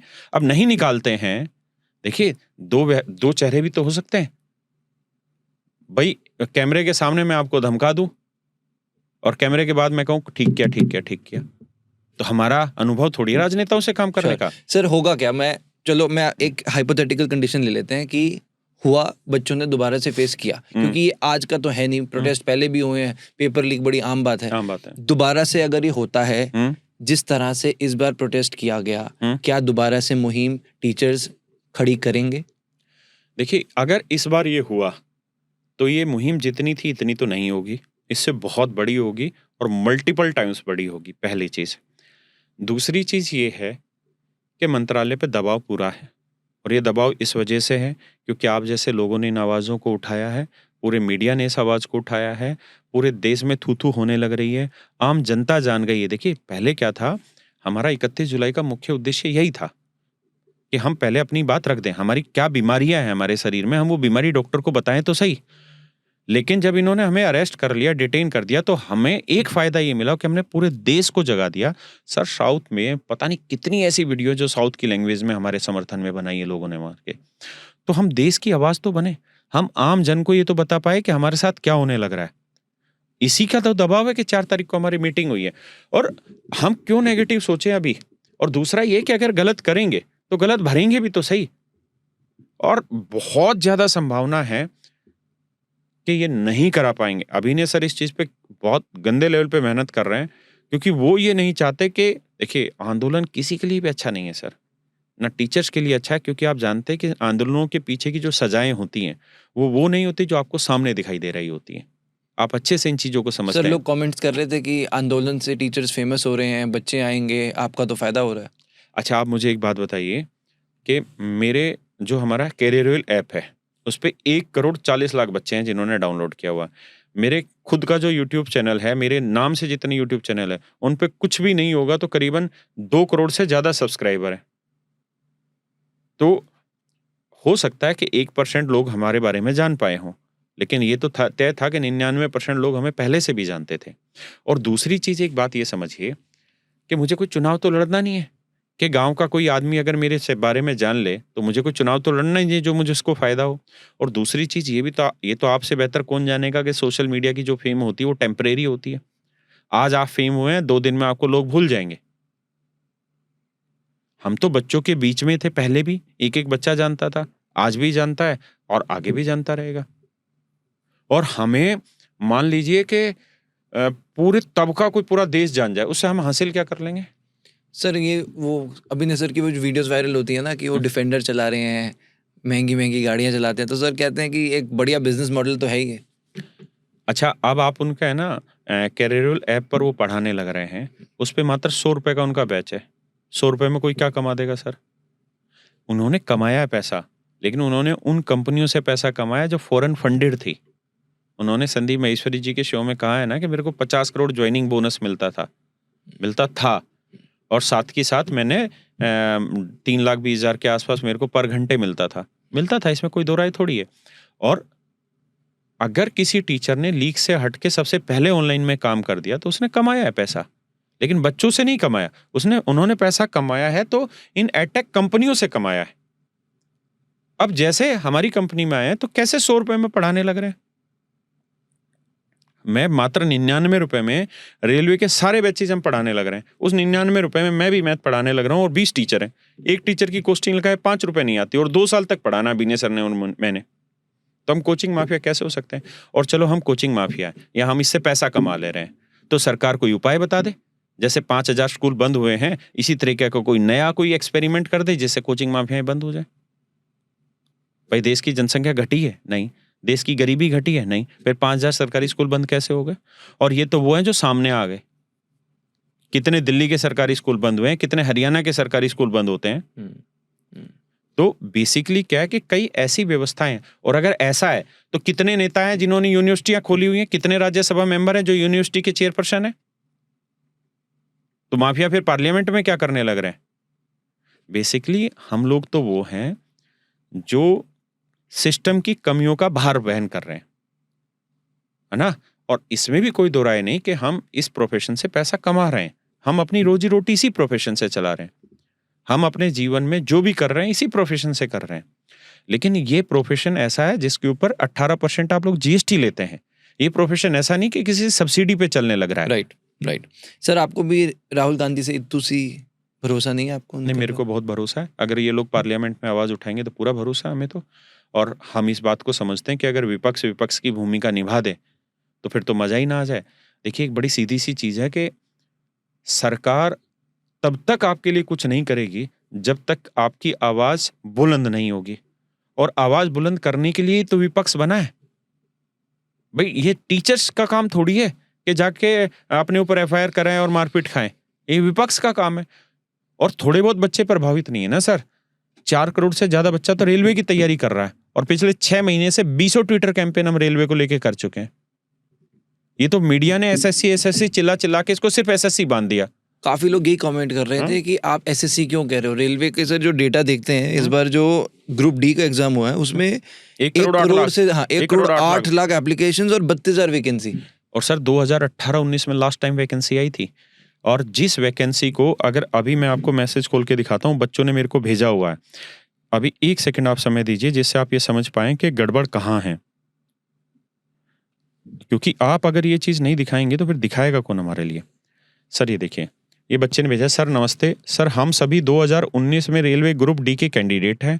हमारा जोन आरआरसी हुबली है, हुबली करके जोन है, साउथ वेस्टर्न रीजन है। हमारा सभी प्रोसेस हो चुका है, यानी सारे प्रोसेस पूरे हो चुके हैं। 2019 की वैकेंसी सर, ध्यान रखिए ग्रुप डी की। मेडिकल स्टैंडर्ड B2 C1 होने के कारण अभी तक हम लोगों को ज्वाइनिंग नहीं हुआ है। 2019 की वैकेंसी, आप 2025 में बैठे हैं, आपकी ज्वाइनिंग नहीं हुई है। रेलवे मिनिस्टर के आदेश के अनुसार सभी आरआरसी को ज्वाइनिंग हो चुका है। रेलवे मिनिस्टर ने आदेश दे दिया कि आप ज्वाइनिंग कराइए। कृपा करके ये बात हमारे रेलवे मिनिस्टर तक पहुंचा दीजिए। अब बच्चे हमें भेजते हैं, सर क्या करें? हम आवाज ना उठाएं तो किसको उठाएं? मतलब रेलवे मिनिस्टर ने ये आदेश दिया है, उसके बावजूद आप 2019 की भर्ती, आज 2025, आप 6-7 अगस्त में हम बैठे हैं, 6 अगस्त में बैठे हैं और आप ज्वाइन नहीं करा पाए। ये बच्चों ने सारी लिस्टें भेजी हैं। अब हमको क्यों आवाज होती है? अब ये बच्चे का फोन नंबर है, बच्चों से बात करिएगा। हमें बच्चे स्क्रीनशॉट भेजते हैं कि सर मेरा सेंटर यहाँ पे है, मतलब मैं यहाँ रहता हूँ और मेरा 840 किलोमीटर दूर सेंटर डाल दिया गया। बच्चे को ये लगता है कि ये लोग बड़े हैं, इनके चैनलों पे 2-2 करोड़ फॉलोवर हैं तो इनकी आवाज बड़ी होगी। तो बच्चा तो हमसे इस उम्मीद से बोलता है कि इनको बोल दिया मतलब हमारी प्रॉब्लम सोल्व हो गई। सर ये जो प्रॉब्लम है रेलवे की, स्पेशली 2000 जो पहले एग्जाम हुआ 2019 में, उसके बाद 2023 में सरकार ने भी कई बार पार्लियामेंट में भी बोला कि हमारे पास 2 लाख से ज्यादा सर 2,74,000 वैकेंसी है। ये मतलब पार्लियामेंट की स्पीच है जिसमें 1,74,000 वैकेंसी ऐसी जो सिक्योरिटी से रिलेटेड है ग्रुप डी की। अब आप देखो जो 1 करोड़ 8 लाख बच्चों ने ग्रुप डी का फॉर्म भरा है। हाँ। 2018-19 के बाद 2024-25 में वैकेंसी लेके आए। हुआ क्या कि 2018-19 में इन्होंने एक नोटिफिकेशन निकाला कि ग्रुप डी के लिए ITI रिक्वायर्ड है। ITI रिक्वायर्ड, ITI 2 साल की होती है और उसमें 40 लाख से ज्यादा बच्चों ने ITI किया। 2 साल टाइम इन्वेस्ट करना, पैसा इन्वेस्ट करना, सपना इन्वेस्ट करना। क्योंकि आप 2018-19 से ITI कर रहे हैं इस उम्मीद में कि कोई नहीं 20 में वैकेंसी आएगी, 21 में आएगी, 22 में आएगी, 23 में आएगी, 24 में आएगी। आपकी वैकेंसी नहीं आ रही। आप 25 में वैकेंसी ला रहे हैं, 24 में आपने अनाउंस किया और 2025 जनवरी में आप एक नोटिस डालते हैं रेलवे की तरफ से कि अब ITI की रिक्वायरमेंट नहीं है ग्रुप डी के लिए। 32,000 आप वैकेंसी लेके आए इतने सालों में। अब आपने पहले कहा कि ITI रिक्वायर्ड है, उन बच्चों ने 7-8 साल में लाखों बच्चों ने ITI कर ली। उसके पैसे भी खर्चे होंगे सर, टाइम इन्वेस्ट, पैसा, सब कुछ किया। सपना। हाँ, सपना। अब क्या हुआ जी, अब आप आके 2025 में एक नोटिस दे रहे कि नहीं ITI की रिक्वायरमेंट नहीं है। तो आप सोचो ये बच्चे जो 8 साल से भरे बैठे हुए थे ITI की तैयारी कर करके, वो क्या करेंगे? उन्होंने कोर्ट में केस डाल दिया। हाई कोर्ट ने 28 तारीख को स्टे दे दिया इस वैकेंसी पे। इसी 28 जुलाई को हाई कोर्ट में माननीय अदालत ने स्टे लगा दिया इस पे और इस चीज को वापसी भेज दिया कैट के पास और कहा कि आप इसे सोल्व करिए। जबकि ये रेलवे की गलती है, इसका भुगतान हमारे बच्चे करने लग रहे हैं। आप देखिए 1,08,00,000 बच्चों से आपने 500 रुपए फीस ली हुई है और फीस ली हो आपको 2 साल हो जाएंगे थोड़े दिन में। 500 को 1 करोड़ से गुना करोगे, आपको कहानी समझ में आ जाएगी। 1,08,00,000 बच्चों से गुना करो, मैं तो कह रहा हूं 1 करोड़ से भी करोगे तो 500 करोड़ हो गया और 2 साल हो गया, 1 रुपया किसी का वापसी नहीं हुआ। और वापसी तो तब होगा जब ये अगले 7-8 साल में ये एग्जाम प्रोसेस पूरा हो जाएगा, क्योंकि अब कोर्ट में स्टे लग गया है। अब स्टे लग गया तो आप जानती हैं कानूनी प्रक्रिया कितना लंबा वक्त लेंगे। सर, इस पर मंत्री जी ने क्या कहा? मंत्री जी कोई बयान ही नहीं दे रहे। अब आपने मीटिंग में बात रखी थी बोली? हमने जो DOPT मंत्री उनके सामने खुल के एक बिंदु रखा। उन्होंने कहा कि ठीक है आपके सारे पॉइंट लिख लिए, लेकिन इन पॉइंट का जवाब देने के लिए रेलवे चेयरमैन का होना जरूरी है। तो हम आपको इसी सप्ते में रेलवे चेयरमैन और रेलवे मिनिस्टर के पास इस चीज को भेज देंगे और आपकी मुलाकात करा देंगे। और ये बात हमने मीटिंग में भी कही, उन्होंने मीटिंग में हाँ करी। जैसे वो मीटिंग से बाहर निकले तो बाहर निकलने के बाद फिर से ये बात बोली, तब उन्होंने कहा कि भाई कह तो दिया तुम्हें, 1 सप्ते का टाइम दे दो, तुम्हारी मुलाकात करवा देंगे। तो 2-2, 3-3 बार इस बात को बोला गया है। सर, पर एक बड़ी मैं सिंपल सी बात पूछता हूँ मैं, ये सर कोई बहुत बड़ी साइंस तो है नहीं। बिल्कुल नहीं है। मतलब अब आप जैसे आप इतने पुराने और बच्चों के एक मैं कहूँगा फेवरेट टीचर में से एक हैं। कितनी बेसिक सी बात है कि जब पार्लियामेंट में 2 लाख उन्होंने खुद बोला है 2,74,000 2,74,000 हमारे पास वैकेंसीज हैं, 32,000 आ रही हैं। ये बातें मिनिस्टर्स को नहीं पता होंगी, हमें बताने की जरूरत नहीं, ये मिनिस्टर का ही जवाब है। पार्लियामेंट में मिनिस्टर का ही जवाब है ये। हाँ, तो फिर ये जो प्रॉब्लम हम बात कर रहे हैं इस बारे में उनको भी तो पता होगा। बिल्कुल पता होगा। अगर सरकार चाहती तो इन 32,000 वैकेंसी को बढ़ा के इस कोर्ट केस को खत्म नहीं कर देती कि ठीक है जो वैकेंसी बढ़ाई है ये 10th क्लास वालों के लिए 64,000 वैकेंसी निकाल दो। हाँ। मान लेते हैं 2024 की वैकेंसी 32 की जगह 64 कर दो, 32 कर दो ITI वालों के लिए फिक्स और बाकी 32 कर दो आप 10th क्लास वालों के लिए फिक्स। कोर्ट केस हट गया, खत्म हो गया बच्चों का वो सारा प्रॉब्लम भी इशू सॉल्व। लेकिन अच्छा अब एक और कोर्ट केस हो गया, बच्चों ने एक और केस फाइट किया। क्या हुआ कि ALP की आंसर की आई, तो असिस्टेंट लोको पायलट जो ट्रेन वगैरह को ऑपरेट करते हैं वो लोग होते हैं, तो इनकी आंसर का ही तो उसमें 75 क्वेश्चन थे। उस 75 क्वेश्चन में आंसर की वाले दिन इन्होंने ये स्वीकारा कि हाँ 6 क्वेश्चन इनवैलिड है। अब ये इनवैलिड क्वेश्चन को क्या करते हैं मैं आपको समझाता हूँ, आप उस स्क्रीनशॉट के थ्रू समझा भी पाएंगे तो बेटर तरीके से बच्चों तक वो बात पहुंच पाएगी। बच्चे तो सब जानते हैं, लेकिन आम जनता जो है ना वो ये समझती है कि ये कोचिंग माफिया है और ये सब साले अपना धंधा चमका रहे हैं। ये इस बच्चे का रोल नंबर है सब, ठीक है। इस बच्चे के साथ क्या हो रहा है ये देखिए, क्वेश्चन नंबर 7 है। For the given tyre size as per specification as 205 ये बटे इतना 16 right the width of the tyre, के टायर की चौड़ाई बताइए। इन्होंने आज क्या जवाब दिया 7वें क्वेश्चन का, not for this question discrepancy is found in question answer, so this question is ignored for all candidate. मतलब इस सवाल का उत्तर नहीं है, गलत सवाल पूछा गया, इसलिए इसके नंबर सभी को दे दिए। ये क्वेश्चन नंबर 7 है। इसी शिफ्ट में इसी पेपर में सर यही सेम क्वेश्चन नंबर 3 है। For the given tyre size as per specification 205 same question है और इसमें इन्होंने आंसर पहले वाला सही मान दिया। यानी उसी पेपर में तीसरा और 7वां क्वेश्चन आप एज इट इज रिपीट कर दे रहे हैं और रिपीट करने के बाद आप 7वें में कह रहे हैं कि ये गलत है, ये इसके नंबर सबको दिए जाएंगे और तीसरे वाले में पहले वाले को पहले आंसर दे दिया। अब अगली गलती देखिए, SSC ने एक पेपर लिया SSC JEE का, उसमें 100 सवाल पूछे, 16 सवाल गलत थे। तो उन 16 सवालों का जवाब देने के लिए बच्चों से कितने रुपए मांगे गए? 100 रुपए मांगे गए। तो एक बच्चा 100 रुपए देगा यानी 1600 रुपए देगा। अब वो मजबूरी क्यों है बच्चों की देने की? अगर आपने मान लीजिए कोई क्वेश्चन नंबर 3 है, हम 2 स्टूडेंट्स हैं, दोनों का पेपर एक ही था, आपने 100 रुपए देके क्वेश्चन नंबर 3 रिप्रेजेंट कर दिया, मैंने रिप्रेजेंट नहीं किया, और अगर उसमें ठीक पाया गया आपके क्वेश्चन कि भाई आप ठीक कह रहे हैं तो आपको तो नंबर मिल जाएंगे, लेकिन मैंने 100 रुपए नहीं दिए तो इसलिए मुझे नंबर नहीं मिलेंगे। इसलिए सारा बच्चा उसको रिप्रेजेंट करता है। तो 1600 रुपए हर बच्चे ने भर दिए और इन्होंने मान लिया कि हाँ ये क्वेश्चन गलत हो गए, लेकिन एक भी रुपया किसी का वापसी नहीं आता। इस पे जब अभिनय सर ने कहा कि सर ये चेयरमैन साहब का जवाब है, ये यूं कह रहे हैं कि उस पैसे से सड़कें बनाती सरकार, लेती उस पैसे से। उस पे जितेंद्र जी ने देखा उनकी तरफ, तो उन्होंने कहा ना ना सर मैंने नहीं कहा, मेरे ही एक डायरेक्टर ने कह दिया सबऑर्डिनेट स्टाफ ने। तो जितेंद्र जी ने कहा कि ये तो गलत है, पैसा आपको नहीं लेना चाहिए, गलत आप दे रहे हैं तो पैसा क्यों ले रहे हो। उस पे चेयरमैन साहब ने कहा कि जी पैसा नहीं ले तो हर बच्चा रिप्रेजेंट करने लगेगा।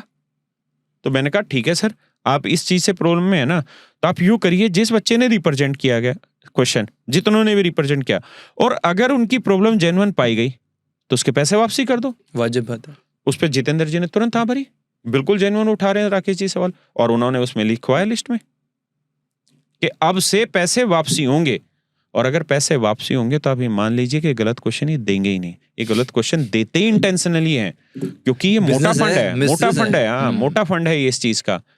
अब मैं जो आपको कहानी बता रहा था, 75 क्वेश्चन में से 69 क्वेश्चन इन्होंने कहा कि हम 69 में से ही आपका रिजल्ट देंगे, 6 क्वेश्चन गलत पूछे गए हैं। अब बच्चों ने क्या किया कि उन 6 सवालों पे रिप्रेजेंटेशन डाला इन्होंने, मतलब क्वेश्चन थे उसमें करीबन 12 गलत, तो 6 क्वेश्चन इन्होंने कहा कि गलत पूछे गए, ये नंबर सभी को दे दिए जाएंगे, तो मतलब 69 क्वेश्चन चेक होंगे। तो उन 69 में और जितने भी क्वेश्चंस गलत थे उनके बच्चों ने पैसे दे दिए।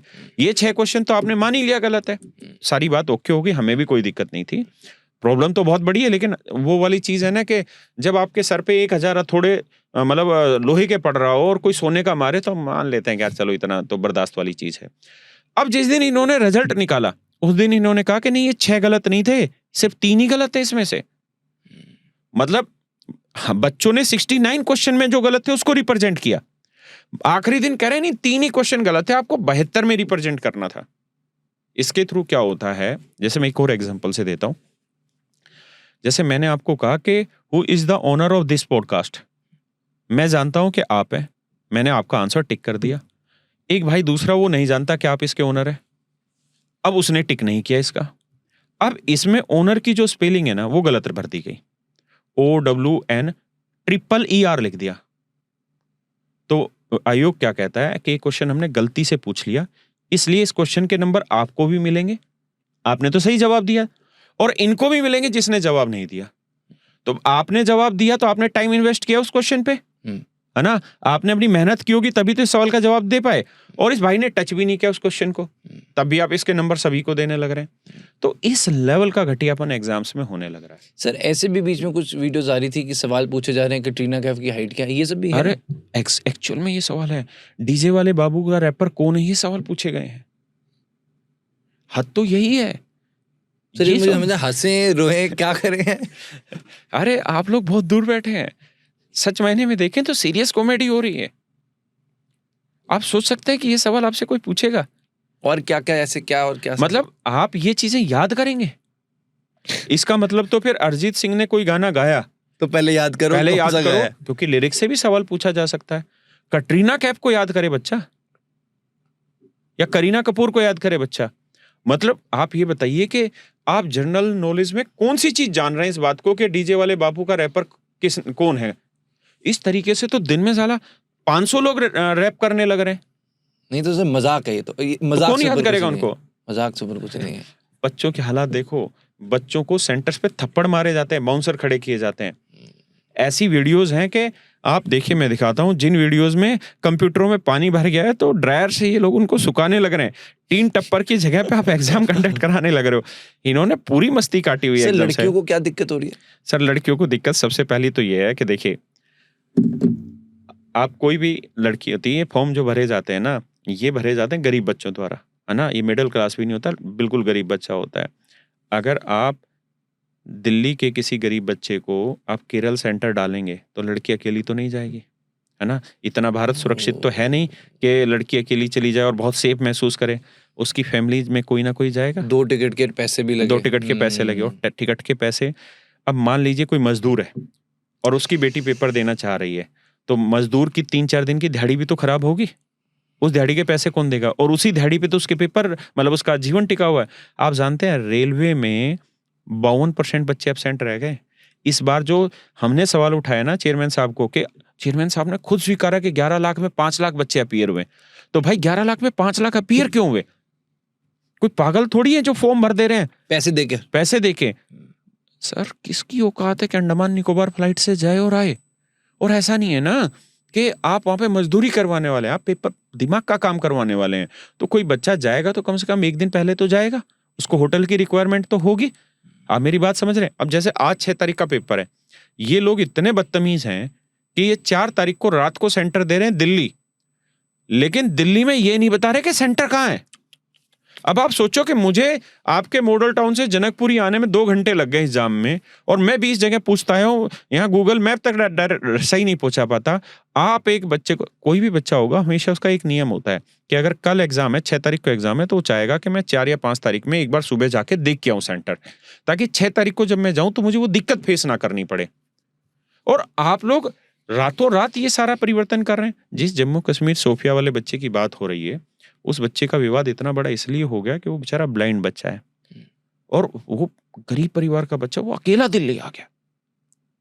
आप सोचो कि यहाँ 1 सेकंड में, मतलब रोड पे अगर आप देखोगे तो बिल्ली कुत्ते ऐसे मरे रहते हैं रोड पे, रोड पार करने में इतनी भीड़ होती है। वहाँ एक ब्लाइंड बच्चा जाता है, और जब दिल्ली आता है ना, तो उसका रोल नंबर डाउनलोड नहीं होता, उसका सेंटर एलोकेशन नहीं होता, वो निराश हो जाता है, वापसी चला जाता है। जब आधे रास्ते में जाता है तो उसका रोल नंबर डाउनलोड हो जाता है, उसका पेपर छूट गया। अब आप सोचो एक ब्लाइंड बच्चे के जी पर क्या बीत रही होगी। सर पेपर छोड़ो, बच्चा इतना स्ट्रेस कैसे झेलेगा? मुझे तो ये भी नहीं समझ आ रहा, रिअपेयर करा दो। जो बच्चा कल धक्के खा के आया है, कीचड़ों में घूम रहा है, आप कह रहे हो अच्छा कोई बात नहीं, रिअपेयर भी हो रहा है, वो बच्चे की आप यहाँ पे आपको मतलब तबेले हैं सेंटर्स के आगे, और ऊपर बैंक्वेट हॉल बने हुए हैं जिनमें रात को शादियां होनी है, और मतलब लिटरली बच्चे कीचड़ में जाने लग रहे हैं, खेतों के बीच में सेंटर्स इन लोगों ने बनाए हुए हैं। बदतमीजी की मतलब आखिरी इंतहा तक ये लोग चले गए हैं। सर मैं एक आखिरी सवाल आपसे आज पूछता हूँ कि इस पूरे मुद्दे पर सिस्टम की गलती है या सरकार की?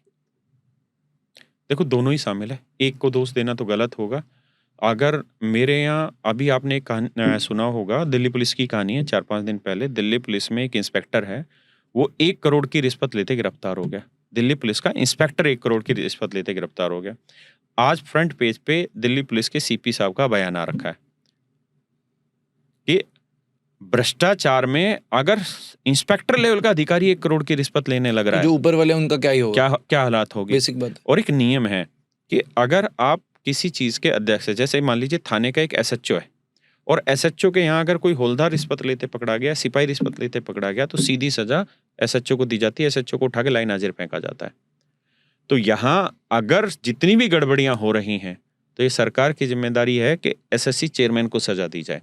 जिस दिन ये सजा के प्रावधान, देखिए हमने किसी भी इंटरव्यू में ये तो कहा ही नहीं कि आप वैकेंसी बढ़ा दो, क्योंकि हम जानते हैं कि आप वैकेंसी तो बढ़ाएंगे ही नहीं किसी हालत में, अब तो घटाने लग रहे हैं। हम तो ये कह रहे हैं कि हमारा अधिकार तो है 1000 लीटर पानी पर, आप दे रहे हो 1 बूंद, लेकिन हम तो ये कह रहे हैं उस 1 बूंद को है ना तड़पाओ मत।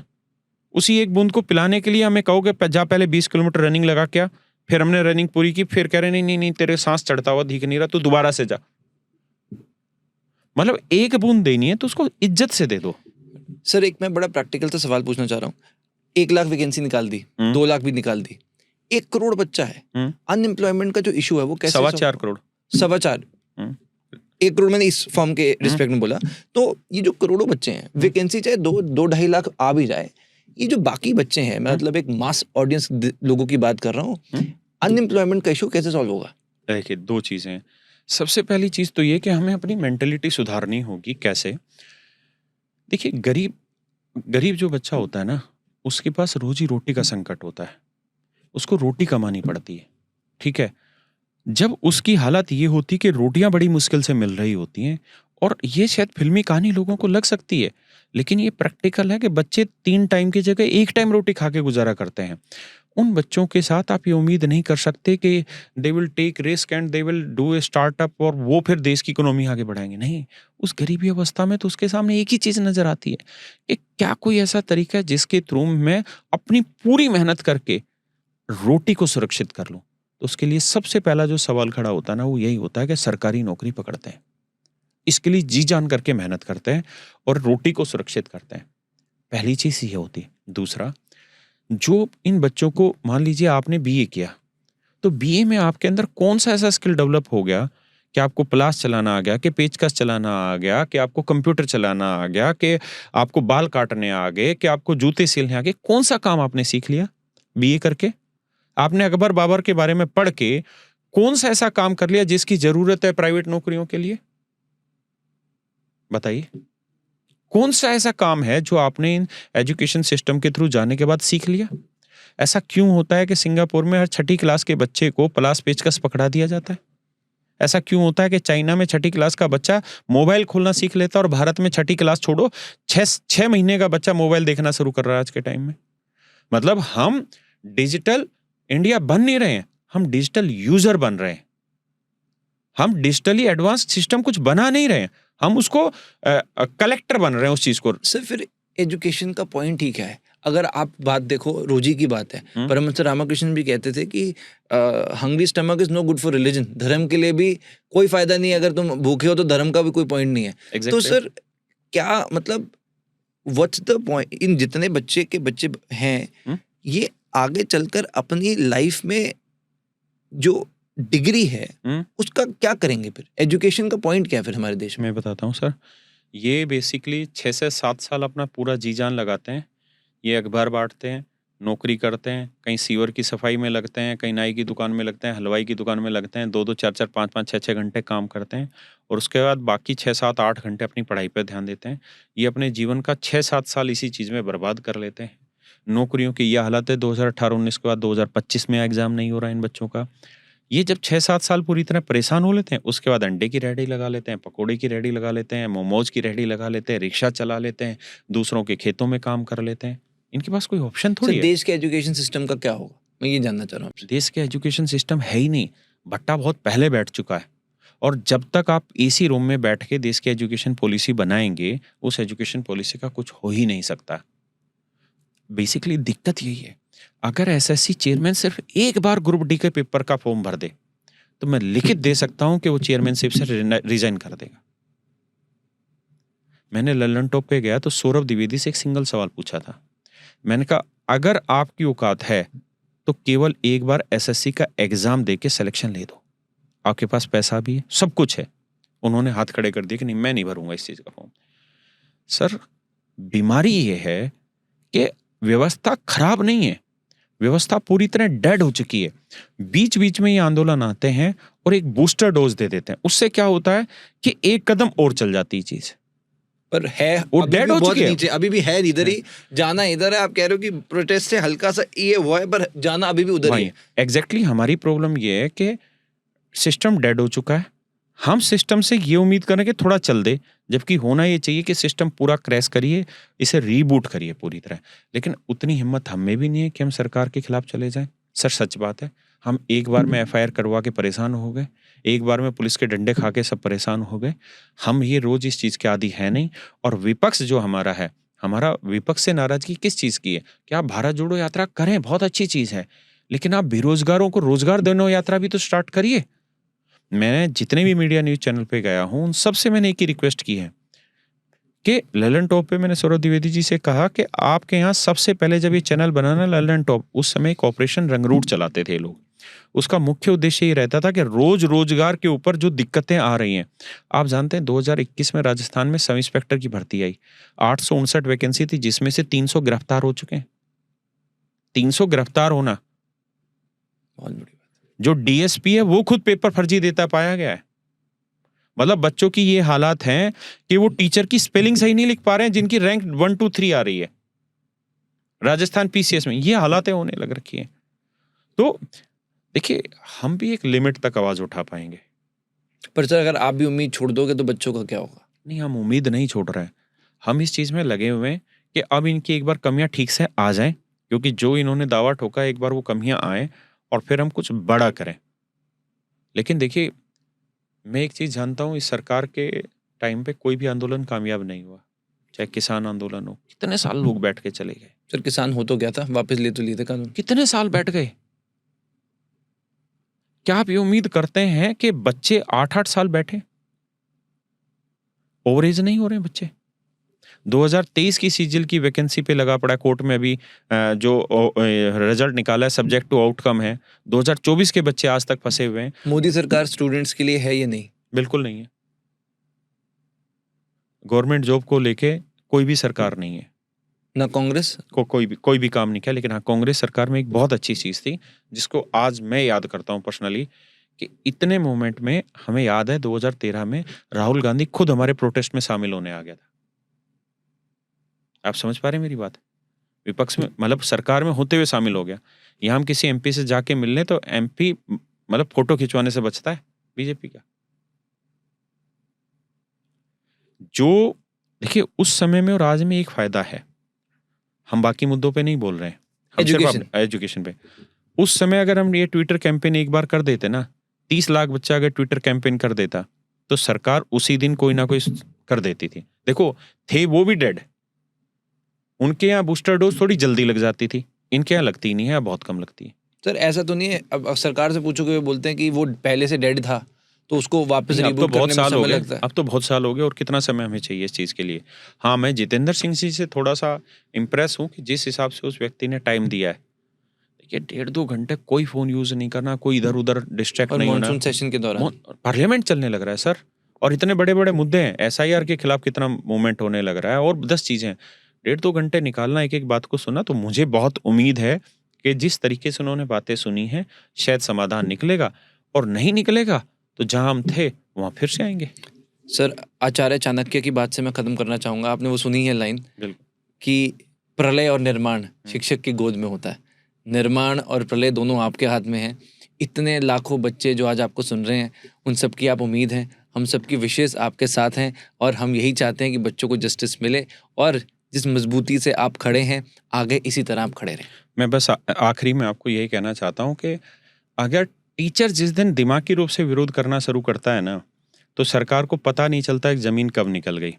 अब इन टीचर्स की वीडियो देखिए, अब हम हर मुद्दे पे, जो भी मुद्दा ऐसा है, देखिए अभी तक हमारा क्या रुख था कि हमें सरकार की फालतू की चीजों में आलोचना नहीं करनी, हम केवल और केवल एजुकेशन के मुद्दे पे रहेंगे। लेकिन अब जहां जहां दिक्कत है हम हर चीज को बोल रहे हैं खुल के।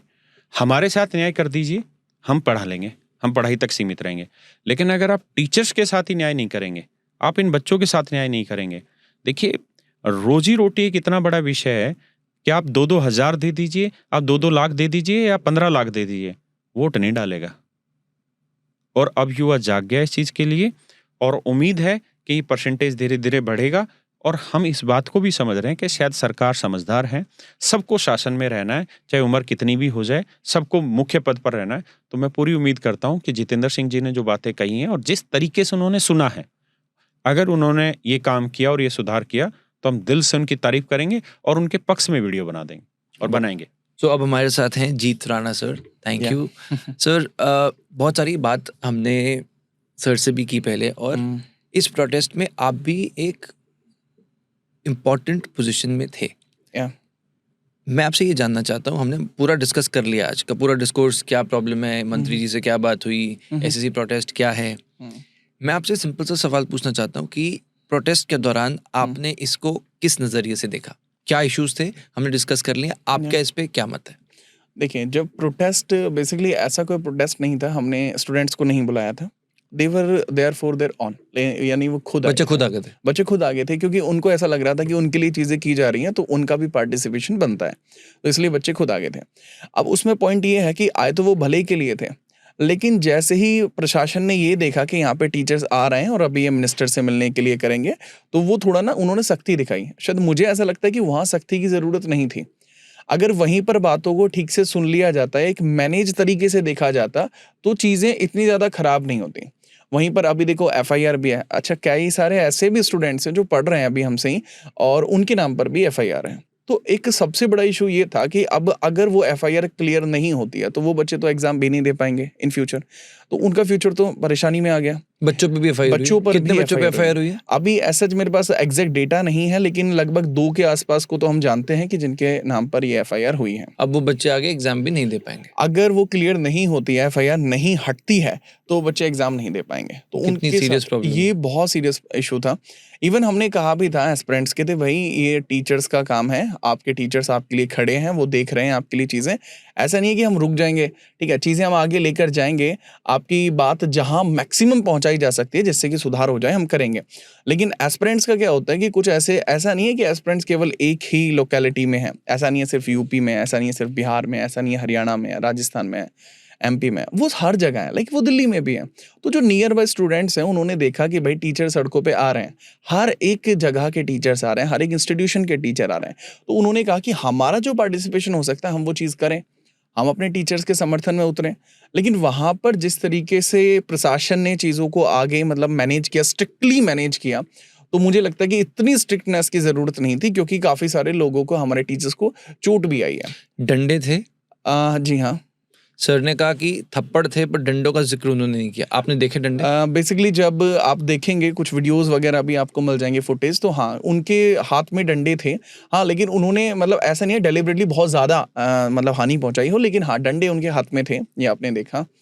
टीचर्स को भी मैंने देखा कि हाँ, एक दो टीचर्स हैं जिनको लगी है, इस तरीके की चोट लगी है थोड़ी, तो वो भी आपको यहाँ देखने को मिला। राइट। या सर आप जीएस के टीचर हैं। या सर ने क्योंकि इसके बारे में बताया कि किस तरह से उन्हें गाड़ी में भी लेकर जाया गया हाँ। और वो घूमते रहे, सारी हमने बात करी। जीएस के आप टीचर हैं, या श्योर। जीएस में कैटरीना कैफ की हाइट कितनी है? देखिए ये एक मतलब अगर बहरहाल मुझसे पूछोगे लगभग 5-7 के आसपास होनी चाहिए, लेकिन अगर यही सवाल आप किसी एसएससी एस्पिरेंट से पूछेंगे जो एग्जाम में बैठा है तो वो इररिलेवेंट है। राइट। और ऐसे Right. क्या क्या सवाल थे? लाइक ऐसा वो पूछ लेते हैं कि आप ये बताइए कि डीजे वाले बाबू मेरा गाना बजा दो, और ये अगर पूछने लगे कि जिस सिंगर ने इसको गाया है उसका रियल नेम क्या है, तो मतलब आप चाहते क्या हैं कि एस्पिरेंट से वो पहले गाने सुने, उसको जो गा रहे हैं उनके बारे में उसकी बायोग्राफी पढ़े, और वो भी ऐसे लोगों की बायोग्राफी पढ़े जो पहले एक नोटोरियस गाने के लिए ऑलरेडी फेमस है, राइट, हर कोई जानता है। तो मुझे नहीं लगता कि ये रेलेवेंसी कहीं से भी रखते हैं, ठीक है। अच्छा, ऐसा नहीं है कि सिर्फ ऐसे ही क्वेश्चन है, बहुत अलग अलग और प्रकार बताओ के ना, थोड़े बताओ लाइक ना। क्वेश्चंस कई बार ऐसे भी आ जाते हैं कि देखो मैं आपको बहुत टेक्निकली एक बात बताता हूँ कि एसएससी खुद कैसे कई बार फंस जा रहा होता है, राइट। एक आपको रूलर देखने को मिलते हैं गौतमीपुत्र शातकर्णी, ठीक है, ये सातवाहना डायनेस्टी के होते हैं। तो उनका क्या एग्जैक्ट हमें टर्म पता नहीं लगता है कि कौन से क्रम के वो हैं। वैसे तो मतलब कुछ बुक्स में 23 हैं, अब वो ऑप्शन में वो सेम ही नहीं देंगे, जिस क्रम के वो हैं एग्जैक्टली जितना बताएगा उसमें वो नहीं देंगे, अलग से एक ऑप्शन देंगे। अब उसमें क्या है, बच्चे कुछ 23 लगाए कुछ लगाए, अब कुछ बच्चों ने उस पर पटिशन फाइल कर दिया कि मतलब क्योंकि 100 रुपये देकर आप अपना भैया जवाब बता सकते हैं, वो चीज़ कर दी, तो अब वो सबको नंबर दे देंगे। अब इसमें क्या है कि जिस बच्चे को पता था कि वो 23rd है, कुछ कह रहे हैं वो 5th है, अब उसमें क्या है कि अगर इश्यूज होती हैं, राइट, अगर इश्यूज होने लगी तो वो दोनों का नंबर मिल जाएगा। सेम इस बार जो मेंस का एग्जाम हुआ था ना 2024 में, उसमें कुछ इस तरीके का इंस्टांस हुआ। मैं एग्जाम्पल से लेता हूँ, कनिष्क नाम के एक रूलर है, मतलब कनेक्ट करता हूँ, जो हमारा वर्तमान में कैलेंडर चलता है, शक संवत है ये, और ये उन्होंने ही चलाया था। अब उनके ऊपर डिबेट्स हैं कि वो 3रे नंबर के रूलर हैं या 5वें नंबर के रूलर हैं अपने क्रम के। अब ऑप्शन में दोनों ही हैं, राइट, अब ऑप्शन में दोनों दे रखे हैं। अब एक बच्चे ने 5 लगा दिया, एक बच्चे ने 3 लगा दिया, तो अब ये कंफ्यूजन क्रिएट हो गया।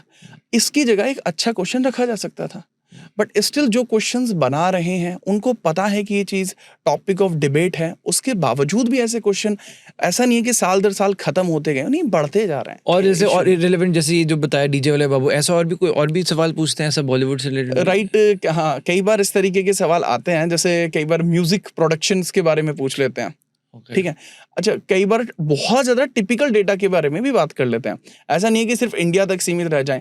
अब उसमें ये कहते हैं कि हमारी बाउंडेशंस नहीं है, जीएस तो कहीं भी हो सकता है। तो जीएस में एक सबसे बड़ा इशू ये आता है कि इसका कोई पर्टिकुलर सिलेबस नहीं है, इस वजह से वो बहुत ज़्यादा क्वेश्चंस पूछ लेते हैं। लेकिन बॉलीवुड पे फोकस हो जाना मुझे नहीं लगता। देखो, बॉलीवुड अवार्ड तक सीमित है, अवार्ड आ रहा है तो ठीक है, कोई नेशनल अवार्ड हो तो भी ठीक वैसे है। ही आईफा अवार्ड इनका क्या करना इनका है? तो कोई लॉजिक नहीं बनता है। लेकिन चलो भाई ठीक है, आप अगर अवार्ड ही पूछना चाहते हो पूछो, लेकिन उसके अंदर अगर एक पर्टिकुलर पर्सन के बारे में आप पूछ रहे हैं तो वो गलत है। रैप कौन कर रहा है इस गाने के अंदर, तो इस तरीके की जो चीजें आती हैं वो गलत हैं। अब उसमें अगर इररिलेवेंसी खत्म होगी तो एक जो एस्पिरेंट्स है ना, मतलब ये समझिए कि एक जो बच्चा है वो घर से सोच के आ रहा है, वो एग्जाम देने के लिए वो बहुत कुछ पढ़ के आ रहा है, लेकिन जब उसको इस तरीके के सवाल मिलते हैं, हर्ट होता है ना? हर्ट होता है। अच्छा, वो सिर्फ उसको हर्ट नहीं होता, वो उसकी फैमिली को भी हर्ट होता है। और सबसे बड़ा इशू ये है कि जब वो अपने घर से निकल रहा है, बहुत सारे ऐसे भी एस्पिरेंट होते हैं जो अपनी एज के अंतिम पड़ाव पर हैं, जो एग्जाम देने के लिए क्रिटिकल है। तो मतलब रामधारी सिंह दिनकर भी कहते हैं कि जब फसल सूख के जल के बिन तिनका तिनका बन गिर जाए, तो होने वाली वर्षा का रह जाता कोई अर्थ नहीं। तो अगर कोई एस्पिरेंट अपने मेन टाइम में उस जॉब को नहीं ले पाएगा, मतलब मेरा ऐसा मानना है कि शुरुआत में आप 22, 23, 24, 25 साल तक आप जॉब ले लीजिए, क्योंकि उसके बाद आपके जीवन में और भी काम है। राइट, आपको अपनी फैमिली देखनी है, आपके मम्मी पापा ने जो सपने देखे हैं वो भी पूरे करने हैं, आपके दादा दादी भी चाहते हैं कि वो भी आपकी शादी देखें, ठीक है, और ये पैमाना बनाया हुआ है आजकल शादी का कि भाई गवर्नमेंट जॉब होनी चाहिए, तो इश्यूज आते हैं। जो रिजर्वेशन है या उसमें जो जनरल कैटेगरी है उनके पास एक डिसएडवांटेज होता है बाकी कैटेगरी से। लाइक आप मुझे फंसाना चाह रहे हैं सुनिए, देखिए होता क्या है कि हमसे पढ़ने वाले जो स्टूडेंट्स हैं वो हर ग्रुप से हैं, राइट, वो हर एक कैटेगरी से हमसे पढ़ने वाले स्टूडेंट्स हैं। तो अगर हम ये कहें कि थोड़ा डिसएडवांटेज है तो उसमें क्या है कि रिजर्वेशन है, बाकियों को रिजर्वेशन है। होता क्या है कि वो एक ज़्यादा एज तक एग्जाम दे पाते हैं। अब ये क्या, ये एक पॉलिटिकल बेसिकली चीज़ है कि उनको क्यों अलाउ किया गया है या कैसे है, तो ये थोड़ा सा ना पॉइंट बनता है। बट हाँ, जो यूआर कैटेगरी है उसको भाई कम एज तक के लिए अलाउ होता है, जो बाकी SC category, ST category, OBC category, तो उनमें एज रिलैक्सेशन है, वो हर जगह है। बच्चों जैसे अब मान लो प्रोटेस्ट हो रहे हैं राइट, और भगवान ना करे हाँ, फिर से हम्म, एसएससी का, जैसे सर ने बताया कि वो चेयरमैन बोल रहे थे कि भाई होगा, बहुत ठोस तरीके से उन्होंने कहा कि हम तो लेंगे। मैं कह रहा हूँ फिर से एडुकेटी के द्वारा जो सेंटर है नहीं संभाला जाता, फिर से खराब होता है, फिर प्रोटेस्ट होता है। और अगर इसको आप क्यूमुलेट कर दो तो जो जनरल कैटेगरी का बच्चा है उसके पास टाइम तो उतना ही है ना, उसके पास लिमिटेड टाइम है, तो फिर राइट। उसके लिए एक ये डिसएडवांटेज नहीं होगा? हाँ, उसके लिए डिसएडवांटेज होगा। लाइक आप देखो, बात यह है कि मैं आपको ना एक बहुत पर्टिकुलर इशू बताता हूँ। सीपीयू का रिजल्ट जो है वो फंसा हुआ है, इसके लिए टीचर्स अपने जो मेहनत भी कर रहे हैं, प्लस मिले भी थे गोपाल कृष्णन जी से जो एसएससी चेयरमैन है, उनसे मिले भी थे सेम मैटर के लिए, और अभी 1 महीना पहले ही मिले थे उनसे, मतलब इस प्रोटेस्ट से पहले मिल लिए थे। तो उन्होंने कहा कि भाई रिजल्ट तो अभी इन प्रोसेस है, वो जल्दी ही आएगा। तो मैं आपको बता दूं 14 महीने से वो रिजल्ट है पेंडिंग में, और अगर वो रिजल्ट जल्दी से नहीं आया तो क्योंकि वो 2024 का है तो 2025 की वैकेंसी नहीं आ पाएगी।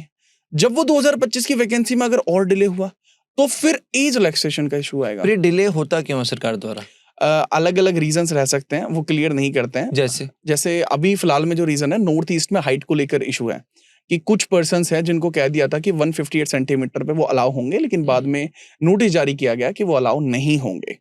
तो इस इशू को लेकर, मतलब एक एज का इशू, मुझे एग्जैक्ट नंबर नहीं पता है, लेकिन एज के और साथ में हाइट के इशू को लेकर कि इनको इंक्लूड किया जाए या ना, इस वजह से आपका इशू हुआ। अब बाद में रिजल्ट को होल्ड कर दिया कि भाई कितने बच्चे इसमें शामिल किए जाने चाहिए, कितने नहीं किए जाने चाहिए, इसलिए इशू आया।